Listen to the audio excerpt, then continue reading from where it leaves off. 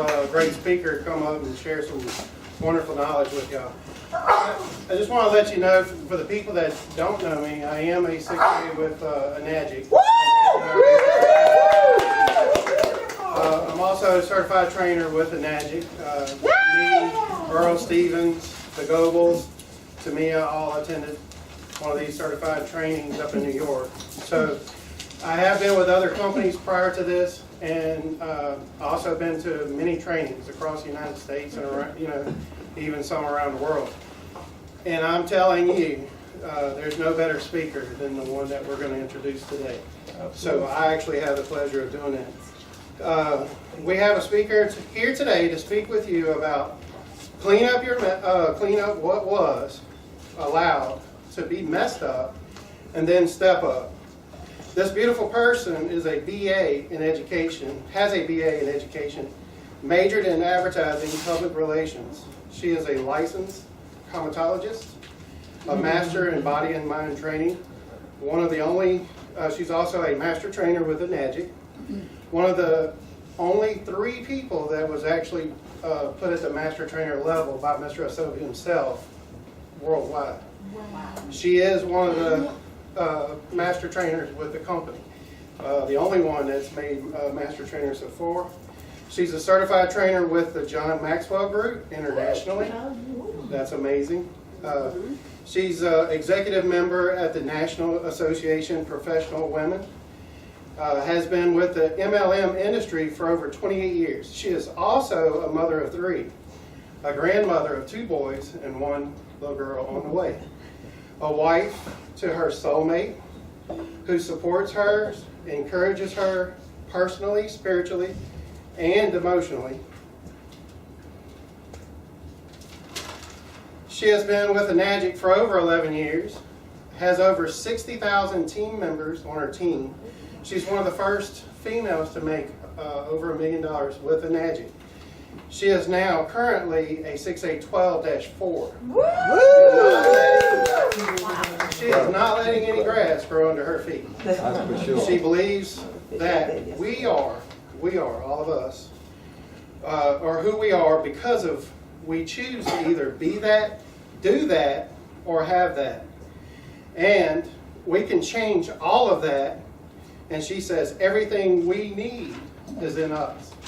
So I do have the pleasure and honor of being able to introduce her. So please help me welcome the best speaker, my best friend.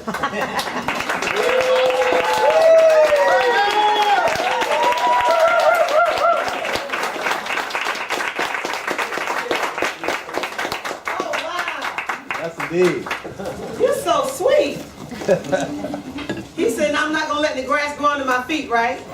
Well, I tell you what, the fish ate all of that yesterday. Oh, yeah. We went to the, I don't know where we go. We went somewhere. I won't talk about you, babe. I'll tell him later.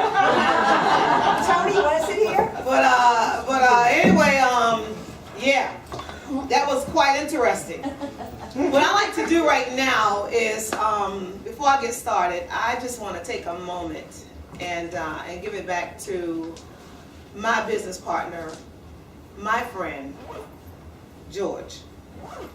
Prior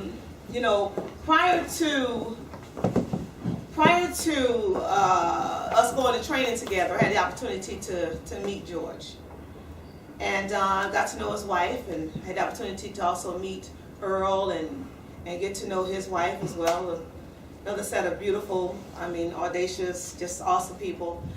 And I had the chance to jail with them. And when you go through, when you grow through the things that I've grown through, I don't know if you're given gifts or if you already have them and they open up, but you recognize someone for who they really are. And I'm saying this to say that young man right there has a real big heart. And not a selfish heart, a heart for everybody. And I recognize that in you, and I also recognize that in Earl. And ladies, you got some good men on your shoulders. I'm telling you the truth. So can you please help me give it back to my business partners? None other than Earl, and also give it up for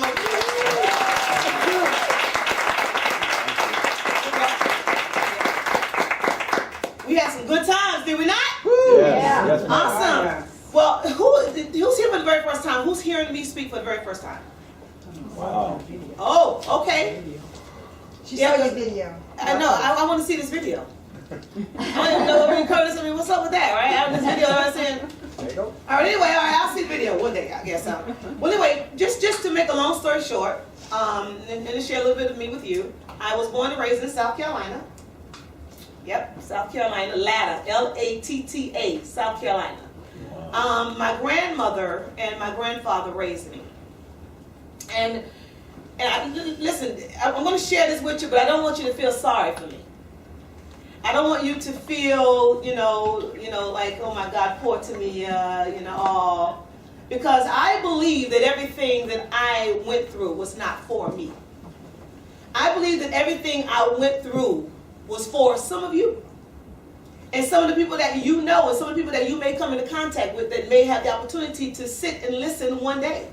And if you look at your life that way, I promise you, you will not go through anything, but you will grow through everything. Does that make sense? Yes, ma'am. So my grandparents raised me. After my grandmother had 11 children, my grandmother's mother had 11 children, and my grandmother's mom died at a very young age due to alcoholism. So my grandmother ended up raising her own brothers and sisters, as well as her 11 children. Jeez. And can you imagine, 21? Okay, but she wasn't alone. She had a friend named Pearl Jones who had 26. Seriously, no twins, quadruplets, none of that. She just was bad like that. She just had it going on like that, One of them ladies. But the bottom line is, my mother, when I was 7 years old, passed away of an ectopic pregnancy. And so, even though my grandparents thought that, hey, we're finished raising children, here I come now. 7 years old, for them to have to raise. And they didn't make any qualms about it. I mean, they just did what they had to do. They raised me, my grandmother and my grandfather. And then at the age of 9 years old, I learned that my father was about to take a long vacation. 25 years or more. Gave him double life in prison. He was incarcerated for 25 years for murder. So now, I'm there with my grandmother and my grandfather. This is all the parents that I know. Okay, I don't know anybody else. Sometimes I would see other family members. They would come, to visit from the north to the south, and I get a chance to spend time with other people and so forth and so on. But I had no brothers, no sisters, just myself, my grandmother, and my grandfather. And then at 14 years old, my granddaddy died. And then 2 years later, my grandmother died. So now here I am, 16 years old. No grandmother, no grandfather, no mother, no father, no brothers, no sisters. And everybody who promised my grandmother that they would take care of me, all of a sudden got amnesia. They forgot. I remember living with a very prominent family in the South, and this family was very, very well known as the assistant principal of my high school, and his wife, and my grandmother raised their children pretty much from when they were like, knee high, right? And my grandmother asked them to take care of me while she headed to the north to have some kind of procedure done. And it's funny because I remember I was in Mrs. Art's class. Now I'm going somewhere with this, so just stay with me. Stay with me. And I remember asking her if I could please go outside just to say goodbye to my grandmother. And she says, no, you're in class. And as I looked out the window, I saw the back of my grandmother's head getting into the back seat of the car, and she drove off. And something inside of me told me, you're never going to see her again. And I resented Mrs. Art after the fact because I never did see her again. So here I was now, this young lady. I'm living with this family. And I became very rebellious. I was angry for a number of reasons. I had a good friend by the name of Jenny Drawhorn, my little best friend. When I was a little girl, we used to do everything together. And I remember Jenny was outside and used to have these tire swings, and used to stand up on the tire swings, and we used to create our own toys, And so it would swing. And I remember Jenny's mom calling her in just to come in and to do some cleaning. Jenny didn't answer, unlike her. So eventually she went outside to find her, And where was she? Jenny was hanging from the tree, accidentally hung herself. That was my best friend as a little girl. So now I'm wondering to myself, you know, why are all these things happening? Why everybody I touch? Why is it that everybody that I allow to get close to me, why is it that something happens to them? Maybe it's best that I stay away from them. Maybe it's best that I disassociate myself with them. Maybe it's best that I cut off all ties with people, not because I thought I was better than, but because I was trying to protect them. See, sometimes we get so busy judging people until we see the judgment, but we don't see what happened along the way. You follow me? I mean, so I've had people come to me and say, you know, well, you know, we thought you were very, I have to apologize because I thought you were very conceited. I thought you were very much all about yourself, and I thought you were this, you, and that, and the other. But after getting to know you, I see that you're a different person. It's amazing all the time. But understand this. Oh, my husband gave me some water. All right, good. I got a lot of talking to do. At the end of the day, I remember Miss Colleton. Yeah, I said it. I remember her driving me to the train station, 16 years old. This is at the end of everything. No parents, no grandparents, anything. I remember her driving me to Amtrak. Now in South Carolina, you told that New York City is not some place you're supposed to go. You told there's a bunch of Yankees up there. They gonna steal your jewelry.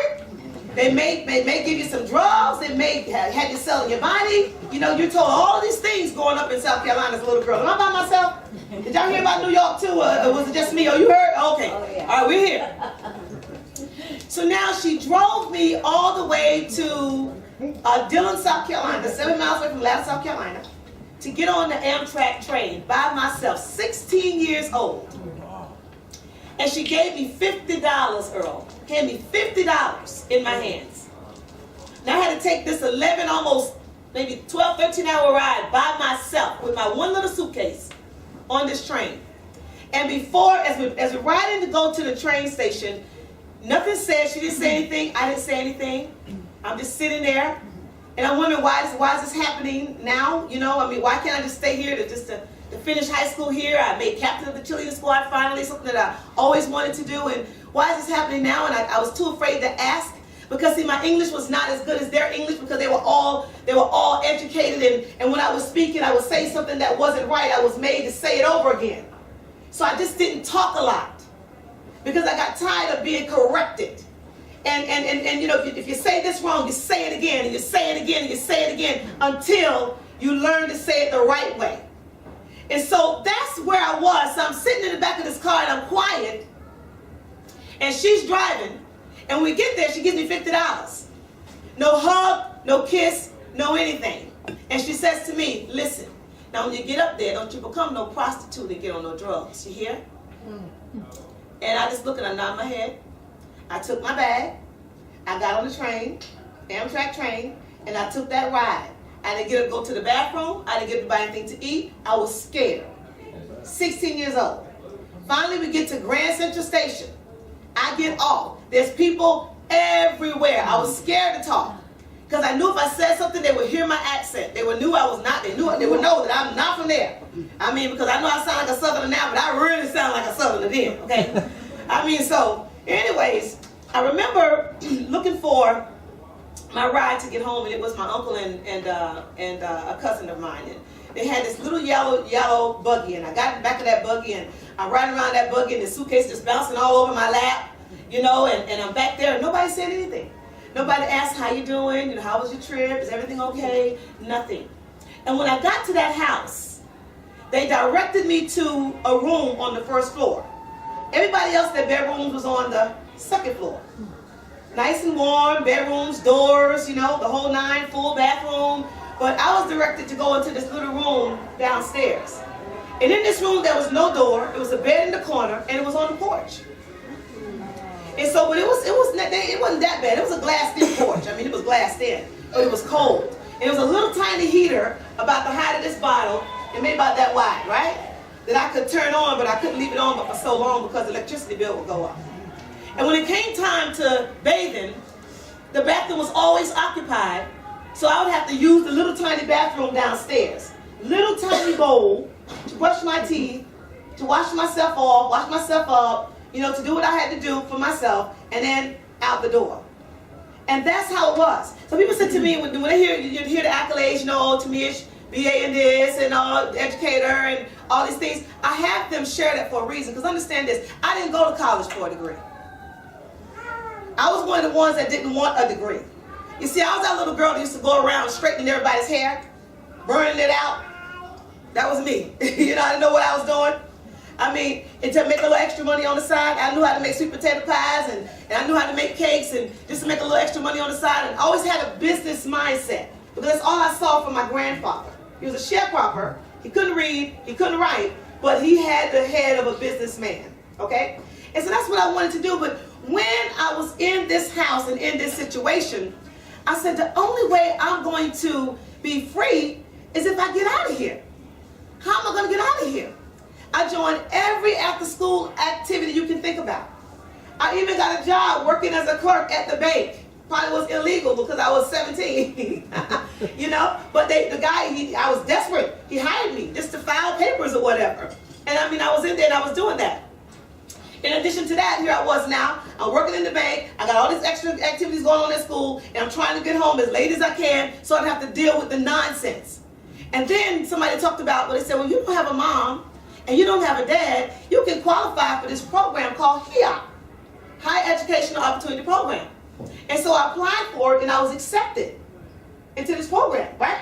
And so I was accepted to this program. The only thing you had to do is you had to go to, to get to college prior to, it starting, and go through this whole process, whatever I did. And just to have a door, just to have a bed, just to have privacy is why I went away to college. I got a degree just to show my family that I could do it. It wasn't about becoming a school teacher. That was the furthest thing away from my mind. Trust me when I tell you that. You see? So I say all of this to say, when you are dealing with people in this industry, you may see an outer covering, but understand that didn't always exist. Now, I may say some things that may go over some of your heads, and I may say some things that might resonate, and I may say some things that may make you feel a bit uncomfortable. Either way, it's all right. My father says it's a feeling, you'll get over it, right? Just understand this.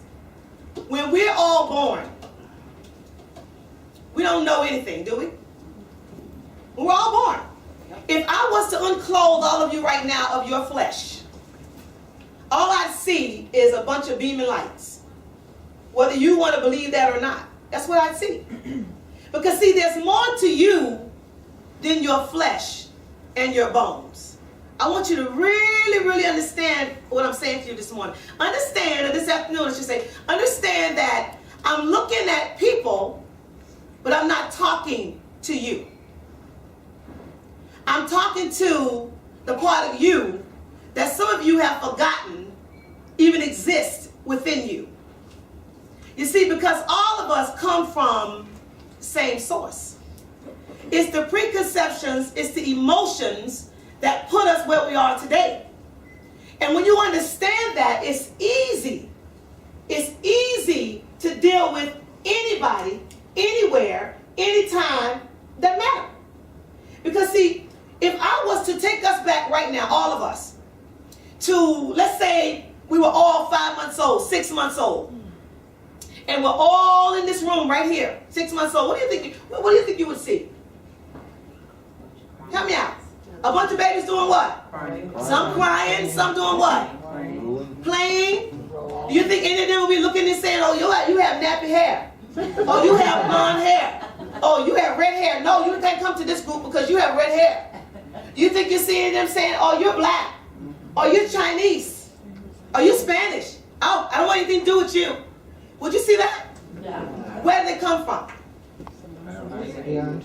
Where did they come from? The way we were raised. Preconceptions, emotions, things that we have allowed to become a part of us, that all we have to simply do is give ourselves permission to erase and replace. when I look at people, I don't see color. I see past color. I see past hair. I see past gender. I see past their faults, because a lot of the faults that they have are faults that they didn't give themselves, that they have allowed to become a part of them. The same way I could have been a very, very different person. And I was for a very long time. I am the person I am today as a result of a lot of training. A lot of training. You're looking at somebody who was in the mountains of Sedona, Tony and I, for 10 days. Cost us $10,000 to eat chicken eggs and be trained by a bunch of folk that we really didn't need to be trained by. But the bottom line is, that was like the last part of it when I became a master in body and brain training. But prior to that, I mean, I spent thousands of dollars going to this training, that training, this training, that training, because I knew there was something wrong with me. See, stay with me. I'm getting ready to get to my lesson. I knew I wasn't going to do it right, Jordan. You're doing great. I just got to go here.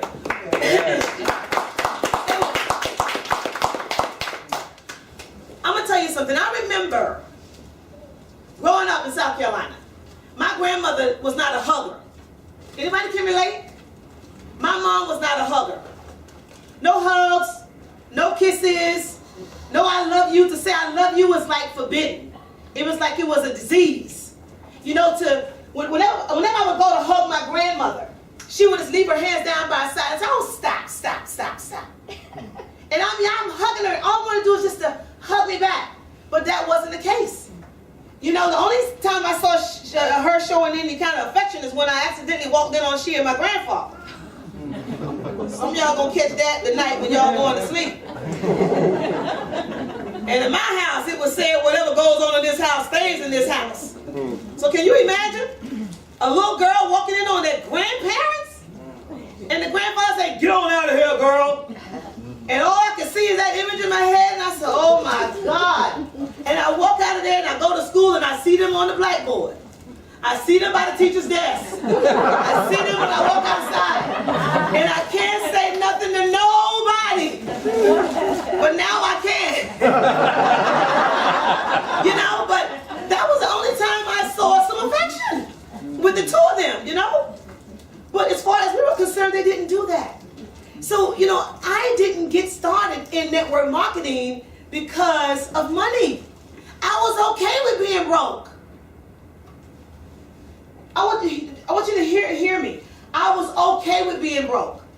There's a lot of people that's in your organization, they're okay with not being a 6A.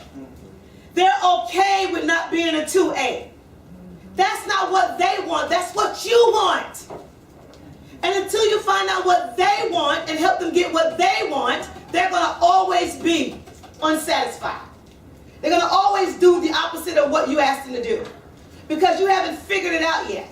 That's why in this business we got to become masters at listening to other people and feeding their needs as best we can, opposed to having our own thoughts and our own agendas in mind, because it won't work. For me, my first experience in network marketing was Mary Kay Cosmetics. I know some of y'all know the story. Just stay with me. I remember I was invited to this meeting because I was a school teacher and I was so tired of working paycheck to paycheck and paycheck to paycheck just to pay rent. I used to have to wait, Justin. I get one check, then I have to wait till the next time to get paid and add some of that money to that money. I remember going to the wholesalers, buying stockings, barrettes, and all different kinds of socks and things. And the teachers would say, well, Tamia, we're not going to have the money until next payday. I said, no problem. I had a little book. I write the name down and what they owed me. And I send one of my students around with my little money bag and I say, make sure you check it over, they pay, check it off. And then I would have enough money instead of waiting for the next check to pay my rent. Can you imagine? No. So, well, I was sad, but I was all right with that. I was okay with being broke. I knew there was something else that was wrong. I lost my friend, I lost my mom, my dad, my grandmother, my grandfather. Everybody I touched, it's like they would vanish. I knew something was not right. And I knew that I wasn't a bad person. My grandmother didn't raise a bad person. So why was it that whenever somebody would get close to me in my life, I would push them away? And they would think that I was being better than them or I was being nasty or malicious or mean. It wasn't that. It was because I was sick. I was sick, and there's some people that are just sick. And until you can release and let go, acknowledge first, release and let go, you're not going to grow any further. You're not going to grow any further. And there's a lot of growing for us to do. So, here I was again. Here I am, Tamia. Now, invited to this Mary Kay meeting. I don't know what to expect, never been to one. All they said was look nice. I looked nice. I went, I sat in the back, and what do you think I did? I sat in the back, and this is what I did. Now I'm in the back, like where the young lady is with the cap in the back right there, with the pink shirt on. I'm like this. And everybody else around, they're walking around, hi, how are you? And they all smell so good, and they all look so good, and hi, how are you? So what do you do? And I'm like, this is not right. You know, there's something wrong. You know what I'm saying? Right, there's something wrong with this picture here. You know, they were just a little bit extra friendly. You know, like, I'm like, okay. And then they came to me and it's like, hi, how are you? And it's like, you know, I like my grandmother, you know, ain't with that. You know what I'm saying? I don't know you like that lady. You know what I'm saying? That kind of attitude, right? And all of a sudden, the director comes up there. I'll never forget, Betty Smith. She stands up and she's in this nice, beautiful suit, and the skirt is not up to here. The skirt is down to here, and she's still sharp as can be. Nothing is showing. I mean, her makeup is nice. And then she started clapping. And everybody jumped in there and started clapping. I got that Mary Kay enthusiasm up in my head. Up in my head. And I'm standing right there like, what in the world? They were opening the meeting. So you know what I'm talking about, because they've been to Mary Kay before, right? And then they said, down in my feet. Down in my feet Tuesday, and I'm so happy, so very happy. And I'm like in the back, and I'm saying, oh my God, what did I get myself into? But as they're singing, the songs went from down in my head, down in my feet, down, I mean, all over me, down in my knees, you know? And I mean, all of a sudden, here's my leg. Oh, all right, I can get with this a little bit. It's all right with me, you know what I mean? So I started to get into it, you know? And then I noticed that the director, what she would do is she would, everybody who would like achieve their goal for that particular, for the week prior to, she would give them a real big hug and tell them how proud she was of them and how much she appreciated them and what they were doing. And then some of them would cry, and that was that, right? So when I saw all this happening, I said, wow, this is a little crazy, but I like this. I needed some of this in my life.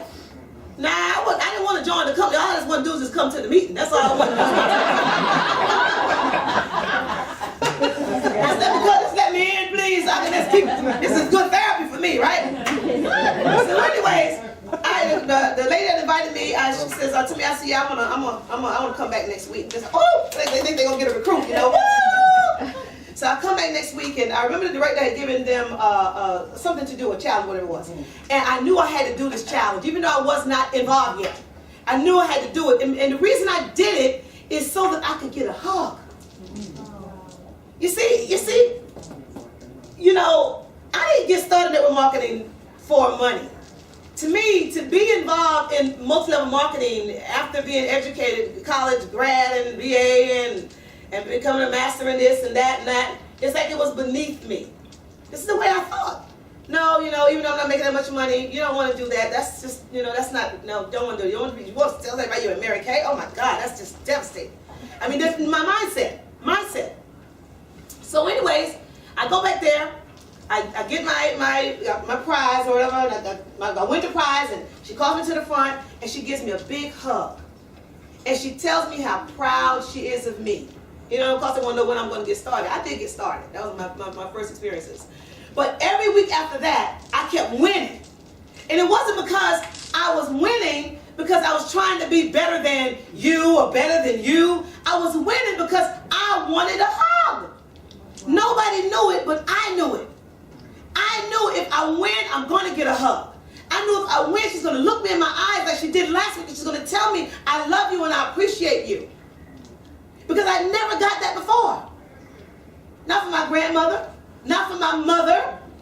My mother used to beat me for every little thing she could think about. sometimes for no reason at all. But I knew what I needed. And I didn't understand it all then, but boy, do I understand it now. And so I kept winning so much till I won $1 grand. I won so much until I won $1 grand. Became a director in less than 6 months. Got my car in 4 months. Got a chance to meet Mary Kay before she died. And it wasn't because I wanted to tell, I did it in 4 months, or I did it in 2 weeks, I did it in 1 week. No. Those hugs is what did it for me. And see, I'm sharing this with you because there's some folk that you have in your organization right now. The same way I said, if we was to just rewind back the hand of time and all of us go back to 5-6 months, we all wouldn't know anything. But what has happened between then and now is what has shaped us to where we are today. But it doesn't have to stay that way. You understand? You can change all of that. But you got to figure out, first of all, what's wrong with me. And you got to acknowledge that there's something going on inside of it. Okay? So where do these emotions come from? Well, first of all, emotions are good. Emotions is not a bad thing if you acknowledge them. It's when you don't acknowledge them is when it becomes an issue. When you think you all that. Y'all ever heard that saying before? As the young folks say in New York City, you think you all that. You like, not one part of you stink. I mean, you go to the bathroom, people can go in there after you, and there's never an issue. You're one of those. I'm the best. I know I'm not. I know that the Creator ain't finished with me yet. I believe He's just getting started. I really, really believe that. And I believe that I was a chosen one. I was a chosen one to go through what I've gone through, to grow through what I've gone through, because everybody can't. Some people would have fell apart. Some people would have literally lost their lives. Some people would have committed suicide. I thought about it. I thought about it several times. I remember my little girl with Siobhan. I was sharing with Siobhan because I talked to my children playing. And I remember I was at a gas station. This is when I was in my first marriage, and I just felt like nothing. I had been told so many times that I was nothing, that I was fat, that I was ugly, that I was dumb, and because I was from the South, and all these terrible, terrible, terrible things I was told. And it started to seep into my conscience, and I started to believe it. And I figured, my mom died when I was 7. I'm okay. My kids will be all right, So I decided to do is I took a big knife, and I decided to, it was about the gas station in Brooklyn. I was sitting at the gas station, like right in the parking area, and right in front of me was this graveyard, but it was a real big brick wall. And I figured what I'm going to do, because I never wanted to die in a place where nobody could find me, because I always wanted to have a nice funeral so they could see me or whatever. So I figured if I die in public, then they'll find me on time, and they get me, and I have a nice funeral. This is just thinking. I know it's crazy, but it's what it was. And I remember thinking I'm going to just cut my wrist, and then I'm going to just as fast as I can, just go into this wall as fast as I can. And I'm sitting there, and I'm trying to get up the nerve to do it, and I said, no, that might hurt. So, I don't want to do that. So I figured, okay, let me try this out another day, think about something else I could do, like maybe some pills or something, But I'm saying that to say that I was there. I was there. The divorce thing, I thank God for it. Been through it. Been through all of that. Mentally disabled son, for those of you who don't know. Yeah, my son, 24 years old, carried him full term. They told me everything was all right. I gave birth to Damien, lost oxygen at birth, was diagnosed as being severely mentally retarded, predicted to never walk, talk, feed himself, go to the bathroom, nothing. After I thought, Lord have mercy, I've had enough. My grandmother had 11 children. Her mom had 11 children. Her friend had 26 children. Everybody was healthy. No episiotomies, no epidurals, no drugs. They just pushed those babies out. If the feet came first, they just did what they had to do. But here I was, under doctor's care, in a hospital, and I have a child that loses oxygen at birth 24 years ago. Now, my son walks, talks, feeds himself, goes to the bathroom, and you know the reason why? Yeah, the water played a big part in it, but I'm going to tell you the real reason why my son is doing extraordinary is because of love. When you hug Damien, when you tell Damien, good job, you're doing a great job, it's just something inside of him that it just makes him beam, and it makes him want to do more and more and more and more. Love. And that's something that we lack in life, and also we lack in business. And that's something that I would like to see us come back with more of. And a lot more of that. So let me get to my lesson, I guess. All right, so That was lesson number one. that was lesson number one. Okay.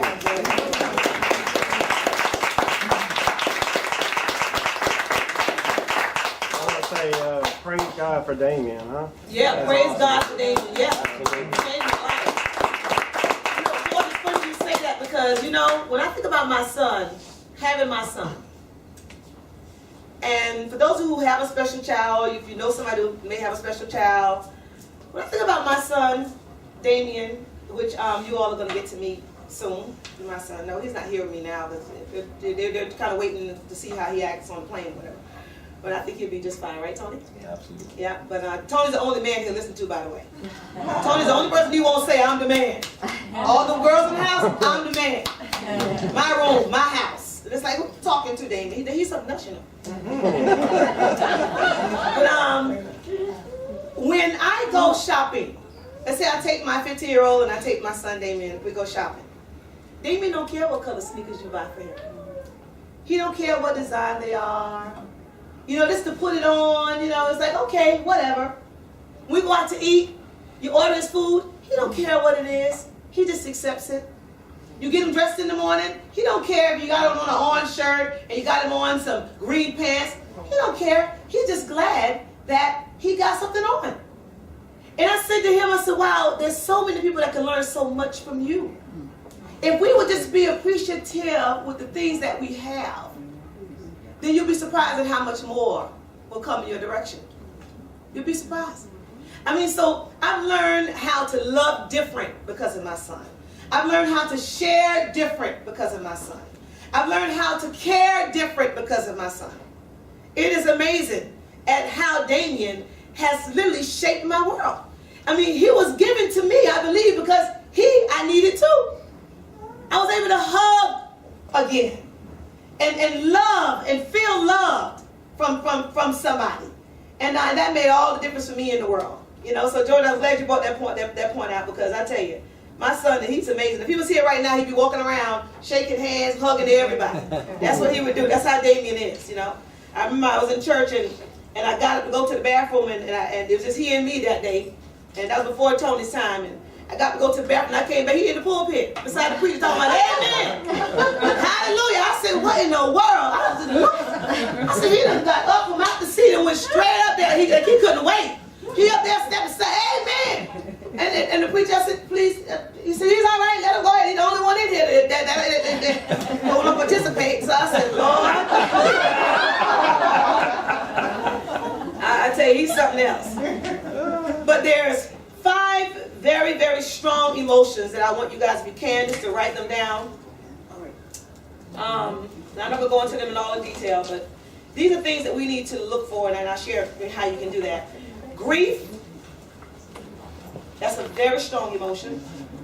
Anger. Envy. Fear. And love. I say it again. Grief. Anger. Envy.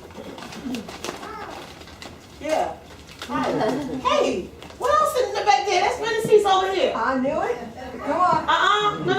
Come on. 1, 2, 3, 4. Give me time to drink some water. Come on, Christy. I see you over there.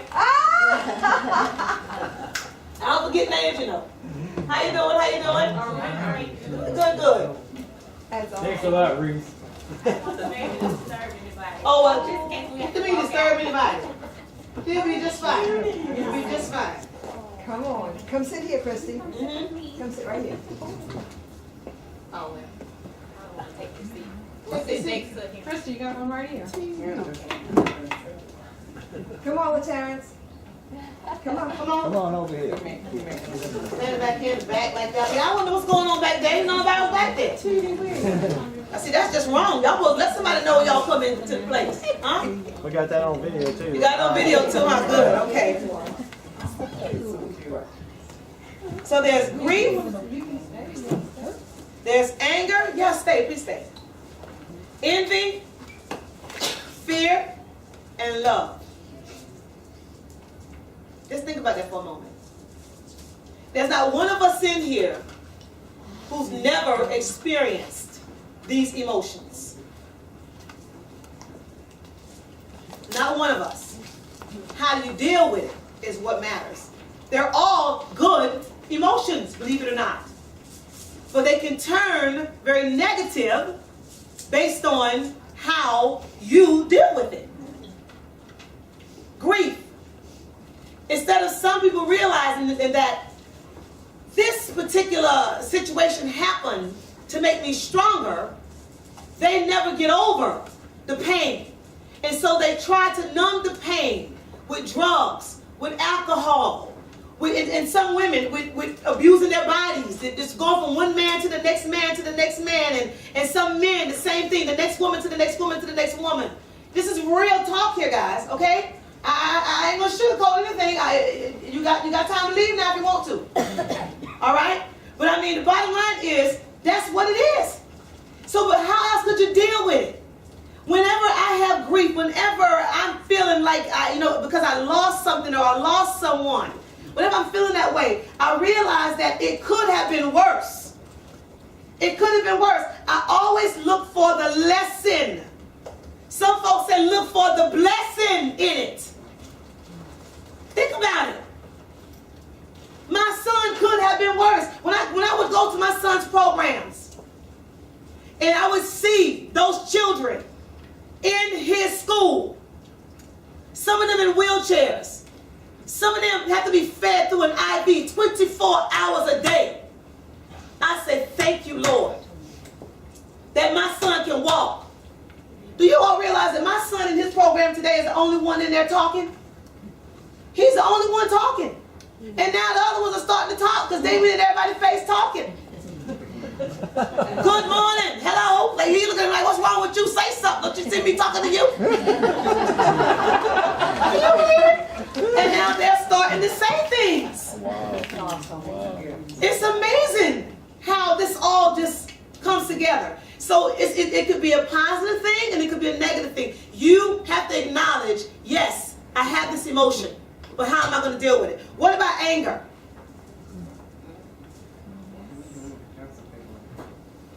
I'm going to tell you something. I asked before I ever speak, I asked to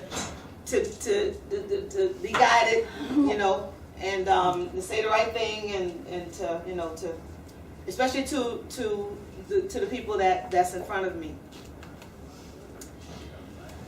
We can hide. Some of us can hide from other people. I'm not the Almighty Jehovah God. I'm not His Son Jesus, and then I'm not here to evangelize to anybody. I know you can't hide from that which you came from, and I want you to know something else. You can't hide from me. I see what I see. And even though I don't say what I see what I see.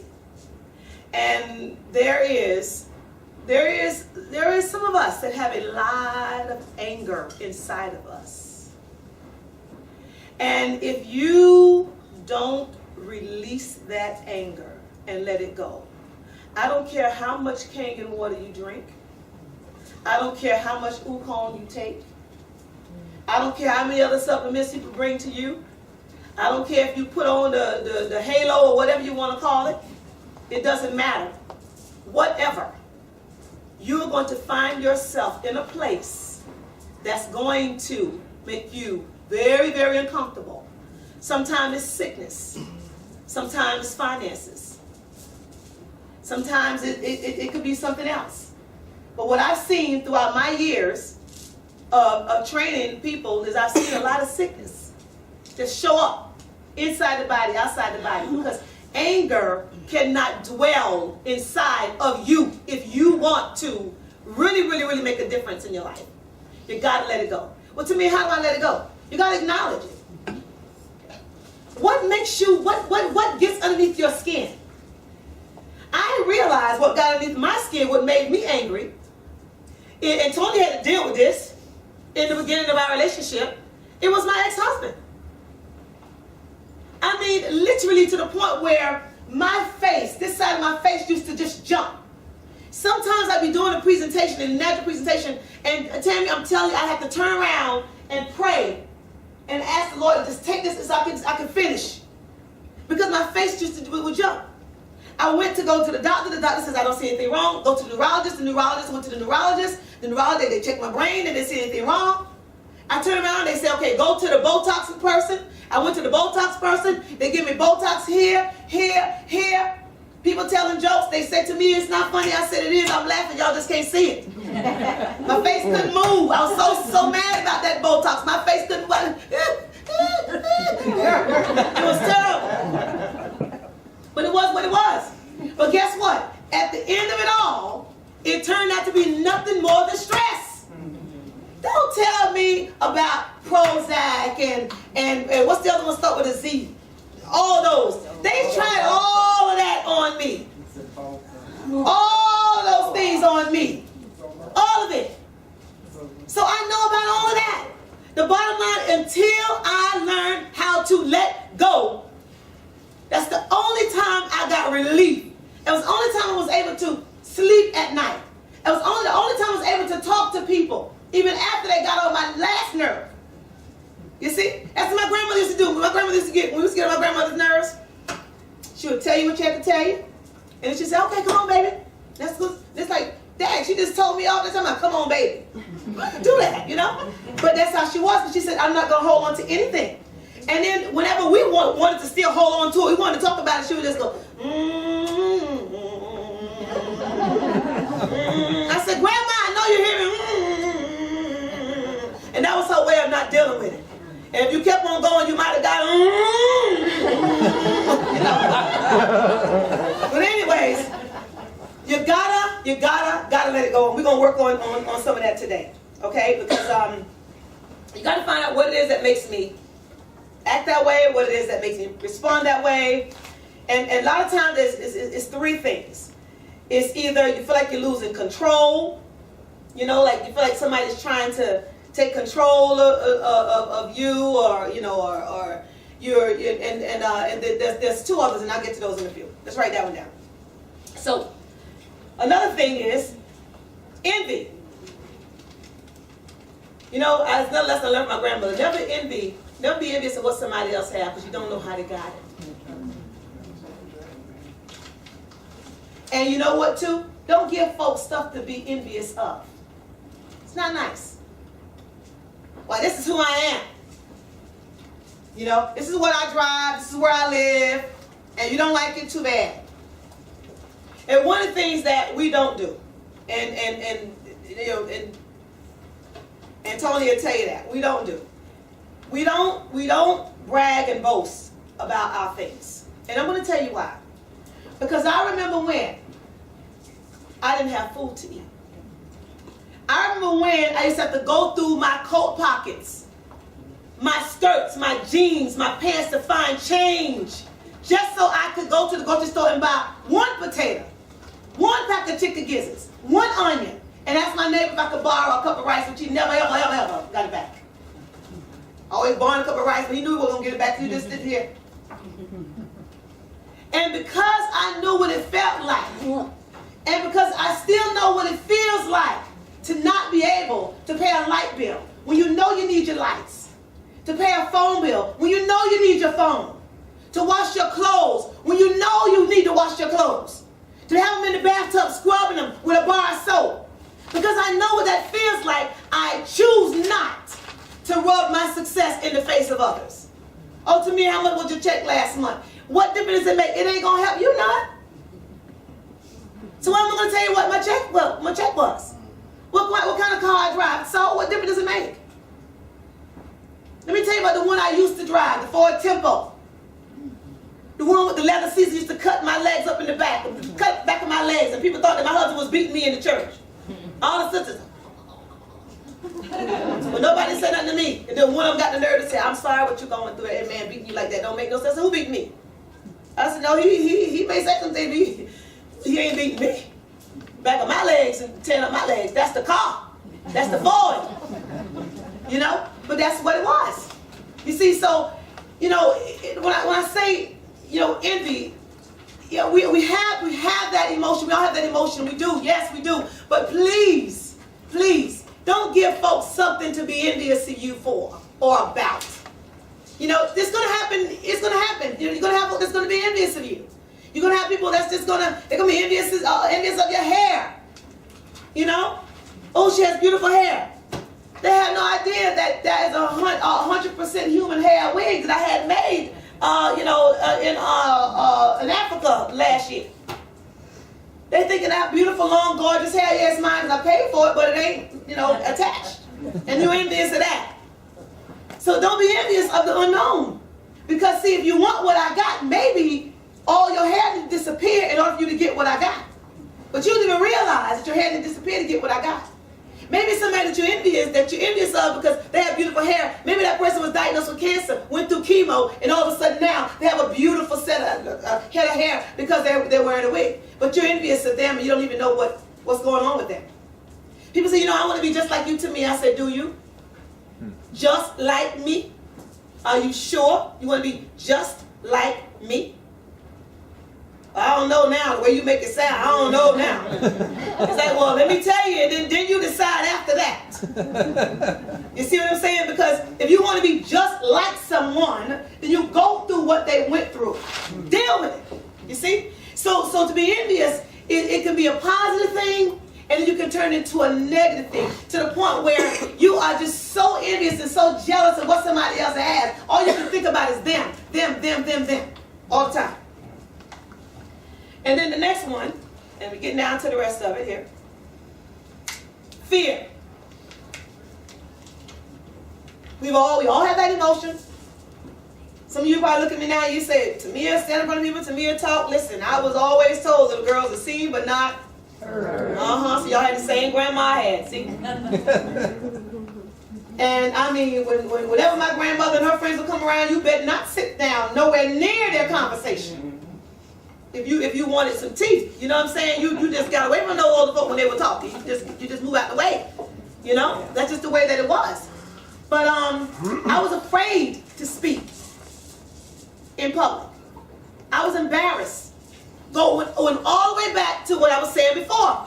When I was with the Collingtons, whenever I would say something, I'm fitting to go. Anybody heard I'm fitting to go? Mm-hmm. So y'all understood that, right? Yeah. Whenever I was saying I'm fitting to go, I am getting ready to leave. And I have to say it, I'm getting ready to leave. So I just got tired of talking. So I just shut down. Because everything I said, it wasn't right. So I shut down. So speaking became a big fear of mine. I remember when it was time when I was in Baptist church. I remember it was time for me to have Easter. And you have to say your Easter speech, right? Woo! That was the worst time of year for me. Anybody had to go through that besides me? When they give you a little Easter speech on a piece of paper, you nod your head, yes, I got one.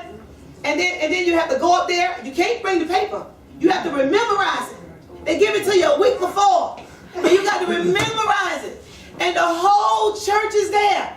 And then they call your name. You don't know what your number is. You don't know when they're going to call you. And you're sitting there with your little ruffle socks on, your beautiful little Easter outfit, and you just don't know, right? I remember every year my speech got longer and longer and longer. They had this one for the 4-year-olds, the 5-year-olds, the 6-year-olds, whatever. And I knew that I better say it right, because if I didn't, my grandmother was going to chastise me if I didn't. That was so nerve-wracking. I was so afraid. But guess what? The more I stepped out of my comfort zone, the more it became all right. Y'all follow me? Sometimes you got to allow yourself to get uncomfortable so that you can be comfortable later on. How many of y'all was uncomfortable last night? That ain't all of you, but some of you said it. I know Tony was uncomfortable. I slept like a baby. I just said, look. Look at Tony like, what's wrong with this water? How many of y'all said what's wrong with this water? Oh, now I got some hands. I see that. Yeah. Brian said he with you. Water and land. Water and land. Hey. And then what about love? I said, well, love, how can love be a negative emotion? All depends on what you're loving. What are you loving? Are you loving the business so much that you're willing to hurt others to get what you want? Or are you loving on people so much you're willing to help them get what they want? When I went back and I actually talked to people in my group, like people that I personally sponsored, and to find out what they wanted, I was surprised to find out what they wanted, because I didn't know that's what they wanted. All I knew was what I needed from them. And when they didn't do what I needed them to do, it was frustrating to me. You know, I mean, I would say things like, they come to the meeting and drinking up all the water, they ain't bringing nobody, and sitting up here talking about, you know, to stand up when it's time to stand up at 4A, they should have been 6A years ago. Don't make no sense. They just need to stay home. That's what I'm saying in my head.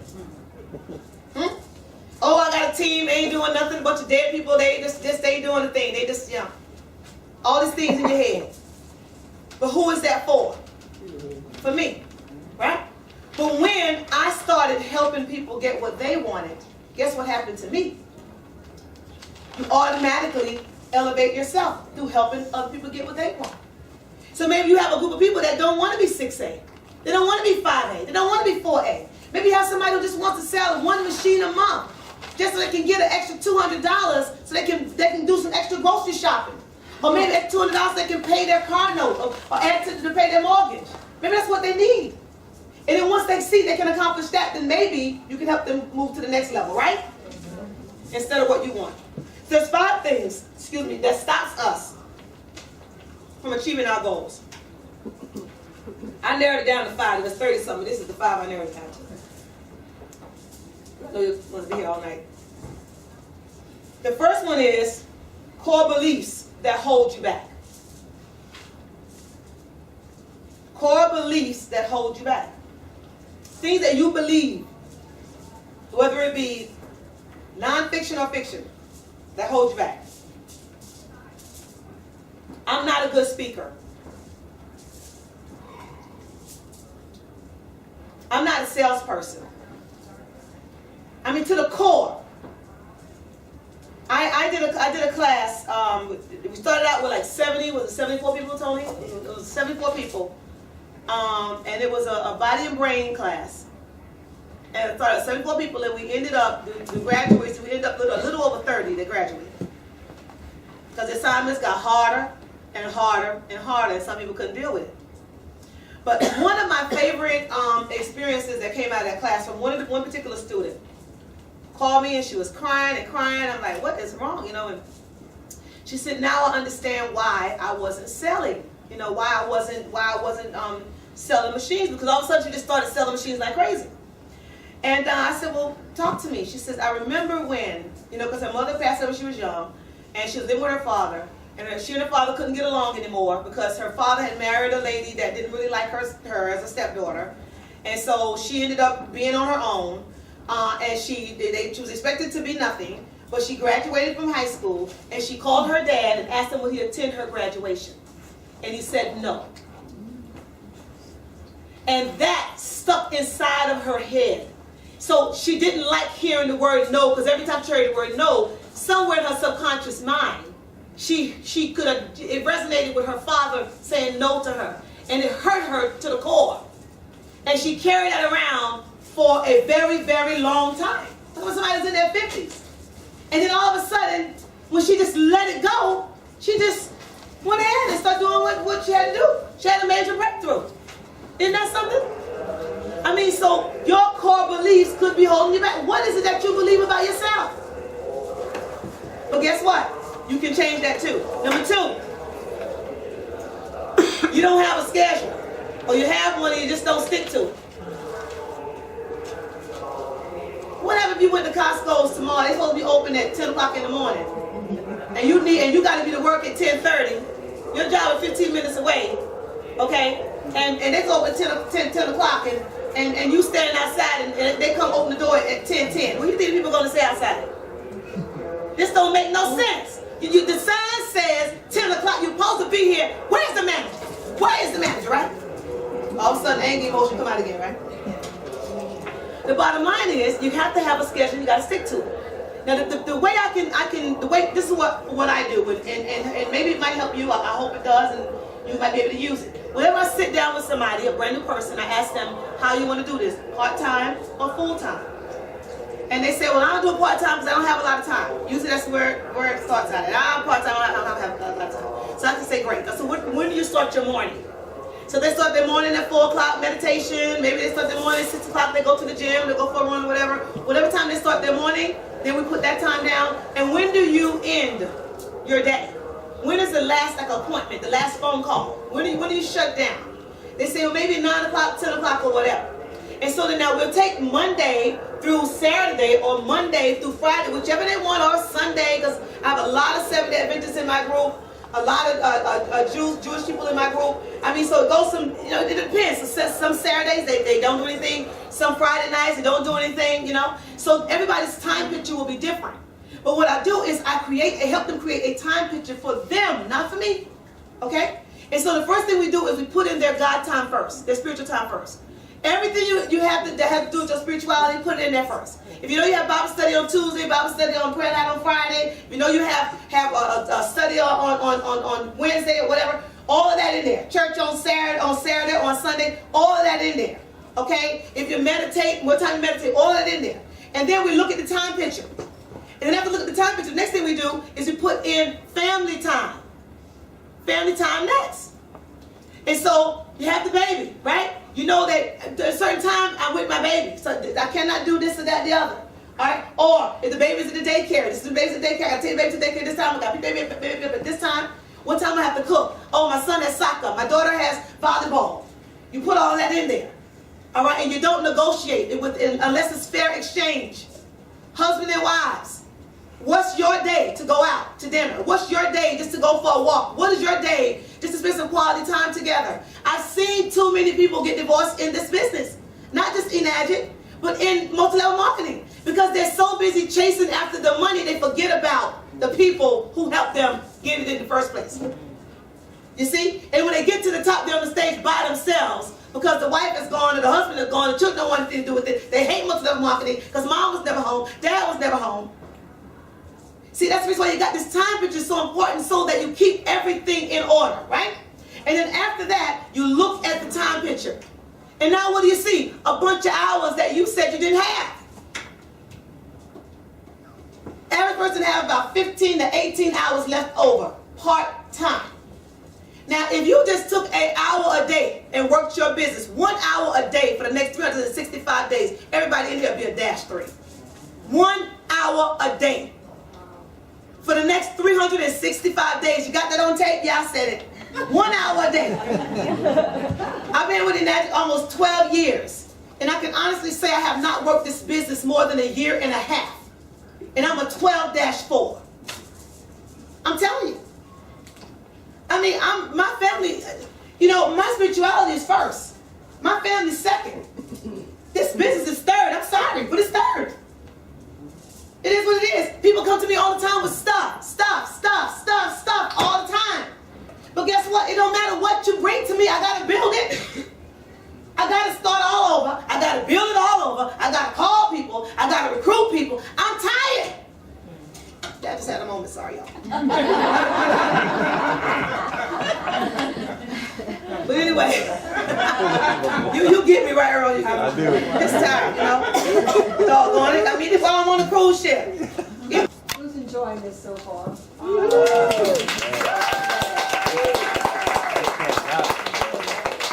You know what it is? When I think about it, as I was saying before, the battery was being changed. I forgot what I was saying. Get some water. We're all on your team. Got that Yeah, all my accountability tail, for it. right. Yeah, I mean, it makes sense, but I get calls from people all the time. All the time. And I tell them, I say, listen, do you really want me to help you? And they say yes. I said, okay, you got to do what I asked you to do. And if you don't want to do what I asked you to do, then you and I are not going to work together. Period. So if you tell me you're going to do something, I am expecting you to do that. You see? Because see, you can lie to you, but you can't lie to me. You follow me? And see, it's a bad thing when you stop believing you. Some of y'all gonna hear that later. Or y'all gonna, did you hear it right now? Did you hear it? I mean, how many of you believe you? Seriously, how many times have you told yourself you're gonna do something and didn't do it? How many times you said that you're gonna go here and didn't go? You said you're gonna build this house and you didn't build it. I'm gonna buy this car and I didn't buy it. After a while, when you stop believing you, you got a problem. So if you can't believe you, why is somebody else gonna believe you? Same energy. It doesn't lie. You follow me? So when they tell me, oh Tamia, I'm gonna get 10 people today, names and numbers. When I call them back, or when I tell them, okay, I'm expecting a call from you at 6 o'clock. Not 6:05, not 6:10. That's the kind of accountability partner I am. So you call me back at that time, you don't call me back, I do not. Do I answer the phone, honey? I do not answer the phone. I'm not answering it. I've had leaders, I'm talking about in high places, ask me to be their accountability partner. Yeah. And when they call me, they call at the wrong time? No, I said this time. And if I'm telling you I'm going to call you back at this time because I'm accountable to you and you're accountable to me, I will call you back at that time. And if I don't deserve your time. So that's the accountability partner that you want to have, even if it's husband and wife. Okay, we need to meet at the dinner table at 6 o'clock when you talk about what we did today. You said you're going to do this, you said you're going to do that. Let's sit down and let's talk about it. And you need to be respectful of each other's time. And I tell you, you'll get a lot done that way. You may get upset with each other, you may argue, but that's all right. You'll get things done. I promise you that. And the next one is, you let your past experiences define who you are or who you are not. That's another big one that gets in our way. We let the things that happened in our past hold us back. You know, at the time when you got up to speak and then nothing came out your mouth, and then you just figure out, you figure I'm not going to get up again because the last time nothing came out my mouth, so I ain't going to go through that again, huh? I'm telling you, you'd be surprised at what holds people back. I remember when I was in 4-H camp. Y'all ever heard of 4-H camp? Yeah.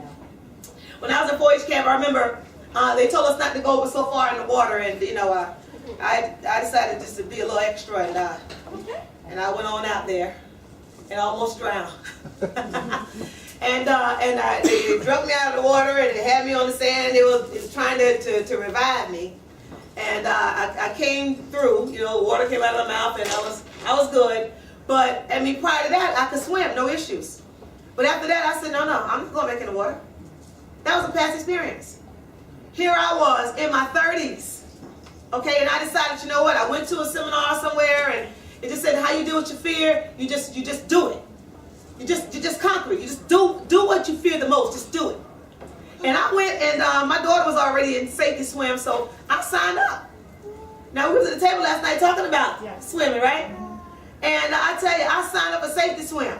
Big old grown 30-something-year-old woman done had 3 children in the pool with all these little babies and they're kicking their feet. They had to put a whole rope down for me to be on my side. They couldn't take their lessons for looking at me. They're like, what is she doing in here? And I'm holding on. They started me with the board. I'm paddling with the board. I'm paddling. And then I'm trying to hold on to the girl that's trying to teach me, and at the same time, especially when they get to the deep end, she said, you can't do that. You can't grab me. I said, look, I got to hold on to something I can't. And I was so scared of the same thing that happened to me before happening to me again. And eventually I kept coming. And then I started coming when there was no children because I was being a distraction to the children. So they would stay open a little bit later so I could come and so I could do my lesson. And then I went from no longer using this. They put like a sponge between my legs, and just so I could use my hands, right? And so I was okay with that. Then I got comfortable with not being able to touch the bottom of the water, of the pool. I was okay with that. And then I started swimming from one end to the other, back and forth. And I was okay with that. And all of a sudden, this experience that I had, it was like it was lifting off of me. And so then we had a trip scheduled to go to Mexico. So we go to Mexico and had the opportunity to swim with the dolphins and to go snorkeling. So I said, I'm going to do that. Tamia, you going to? I said, yeah, I'm going to do it. I ain't doing it. I said, y'all stay right there. I'm doing it.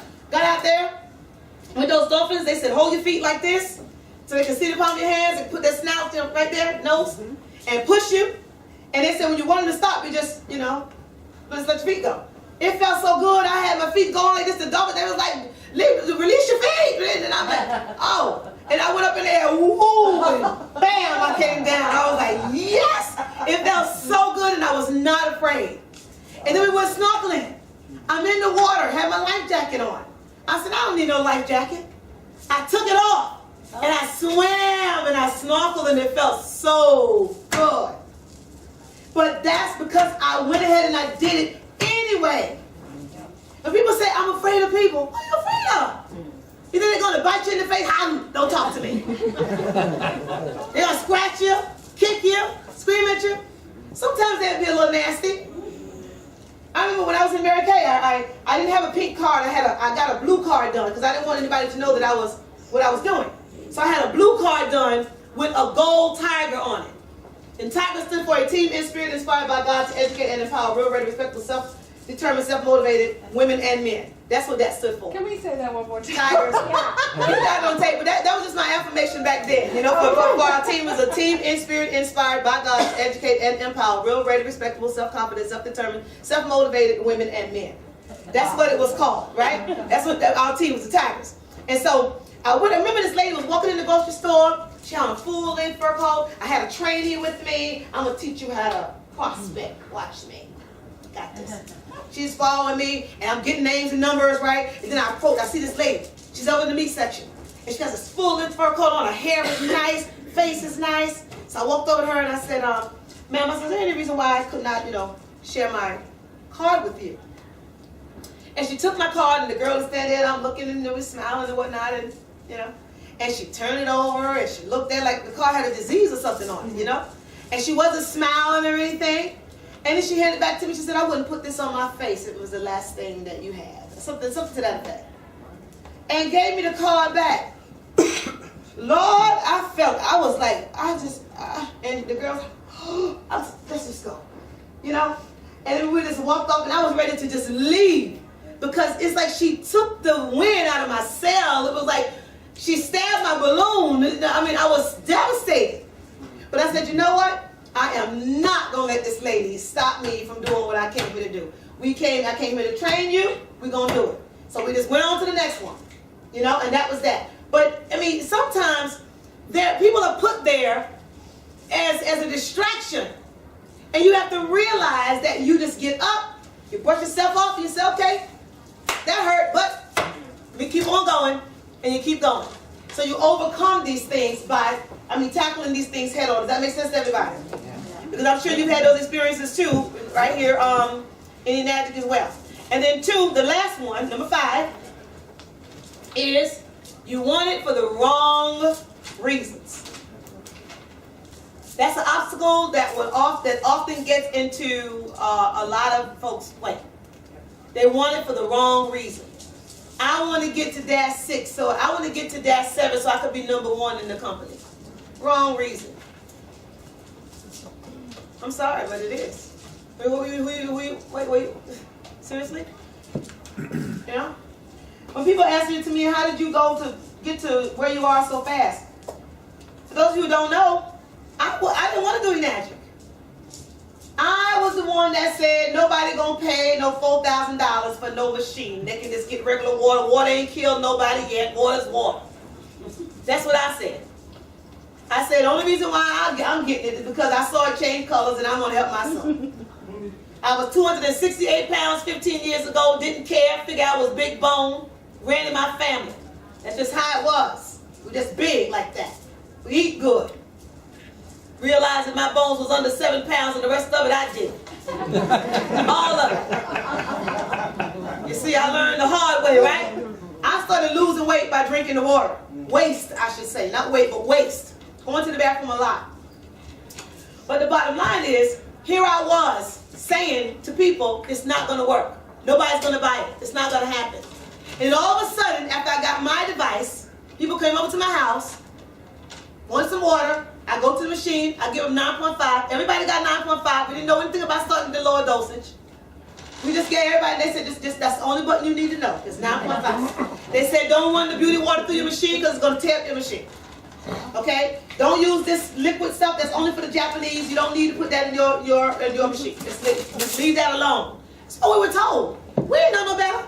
People coming with diarrhea, oh, they hurt, oh, what you give me to drink? Oh, I said, don't worry about it, just keep drinking it, it'll go away. Just keep drinking it. And nobody died and they kept drinking it. That's what it was. I mean, we were so ignorant at demonstrations, we had styrofoam cups. We had to pass them around. And everybody looking inside, did you see, don't pass it out, I see it. Oh, that one is bad. You know, I mean, until we saw a meter do one on somebody found it on YouTube, I think it was, one of those. And then we saw the clear glasses, like, oh, that's a good idea. We're going to get some clear cups, some clear glasses. Now, don't that make more sense, right, y'all? It's like, why did we think about that?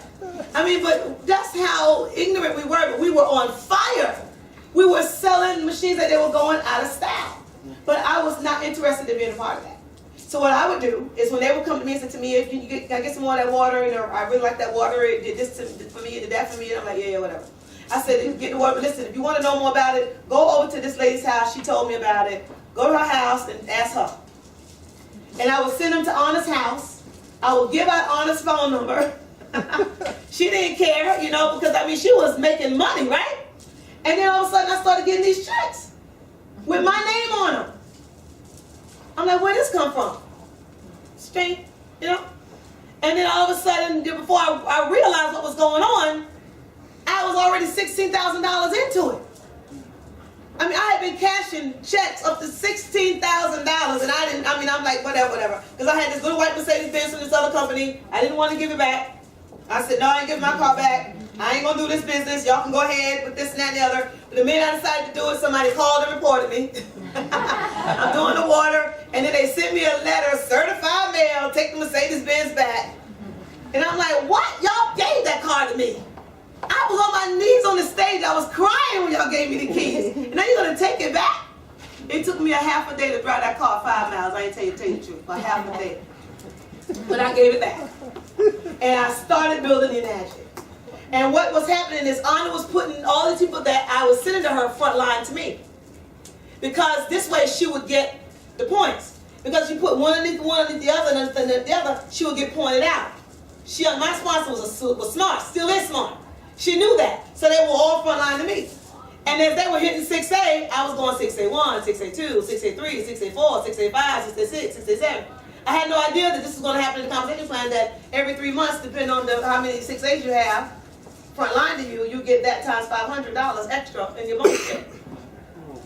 Ain't that nice? So you got an extra 5, that's extra $2,500. I believe that is, right? Mm-hmm. Well, Daniel Day McCauley was 16. I'm going to catch you, Danny. I hope you're seeing this. I'm going to catch you. Well, anyways, guys, what it is the past experiences, don't let them stop. You don't let past experiences stop you from going ahead and stepping into your greatness, because it's only a plot. It's only a plan. You know, it's only a way for you not to finish out your purpose. And when you live on purpose, you know, you really will understand that even more in more detail. So now what I want to do, all right, here we go. Some more negative beliefs real quick, and then we're going to get to this one here. Some exercises, and then we're going to be done. Negative beliefs that become obstacles in our path that keep us from growing. And I'll just name them briefly. One is scarcity. You feel like there's not enough to go around.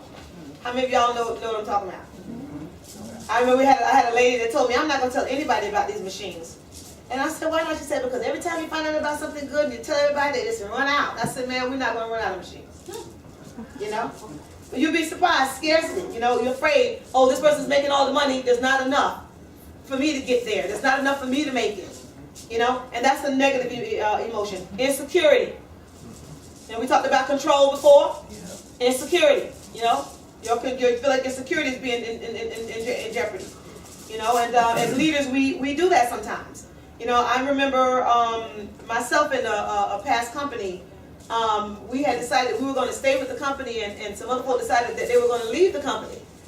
And so, I mean, it was their choice. You don't know what somebody's going through in their family. You don't know how they're feeding their family. It's their choice.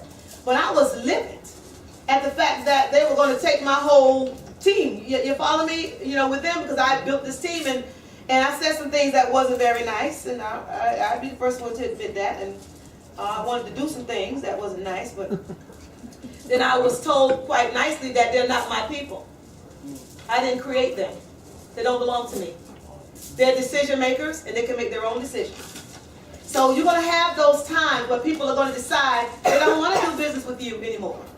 They don't want to be a part of you anymore. They don't want to be down with you anymore. Let them go.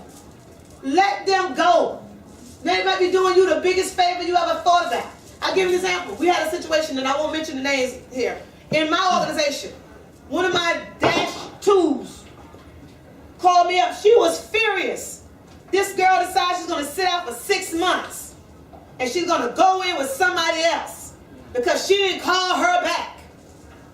And I said, why are you upset? Let her go. Sign the paper. Let her go. And when she let her go, it was the biggest relief she ever had. That woman turned out to be all, if I won't say she's a demon, I don't want to say that about her, but she was doggone close to one. She did her a favor by removing herself from her. See, when you start growing, when your lid gets higher, when you're vibrating on a higher level, you will not be able to tolerate certain things, and you're not going to be able to, others are not going to be able to follow you. You got to understand that. So let them go. People call me, Tamia, I want to be in your downline. I'm just saying, I said, listen, you all the time, I want to be underneath you. I said, well, who's going to be underneath me? Me. I said, well, if you are the same one coming from underneath somebody else, it's still going to be you. So you might as well stay where you are and let me help you.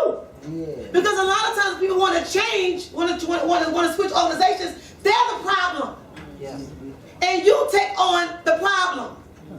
Yeah. Not all the time, but a lot of times. Yeah. Because everybody is to blame. My sponsor didn't call me back. Oh, she didn't show up to do the meeting. Oh, he didn't say this. Or they didn't do this. They didn't edify me. They didn't let me do this. All about security, control. Right? And then we get all nervous. But still and yet we say that we believe in the Most High.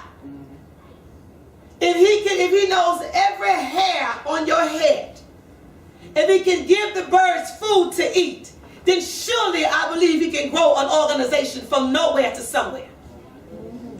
I believe that with every fiber in my being. Okay? So we got to stop this worrying about, this one or that one or that one or this one. Are y'all with me? Yes, ma'am. Absolutely. Stay with me, please. Stay with me, because it's just not worth it. I've seen it happen, and I've lost some friends over it in the past. I've been in this industry now, I said, for 28 years. And one of my buddies, I called him up. I said, let me tell you something. You call somebody else in my group, one more person, you do it again. I told him. And do you know that his wife don't talk to me to this day because of what I said to him? Was it worth it? It wasn't worth it. The only time I heard from her is when Tony lost his granddaughter. When his granddaughter passed away, she texted me and was saying that she was very sorry to hear that, whatever the case might be. And that opened up a little bit of dialogue. But our relationship was scarred because of me, because of my mouth, because of what I thought that I had the right to say. I own you. I own you. You don't do this, you don't do that. Now I got to fix that. And as I was listening to Tamia and Curtis yesterday as they was doing their training, I said, that's a conversation that I need to finish. It's what I need to finish.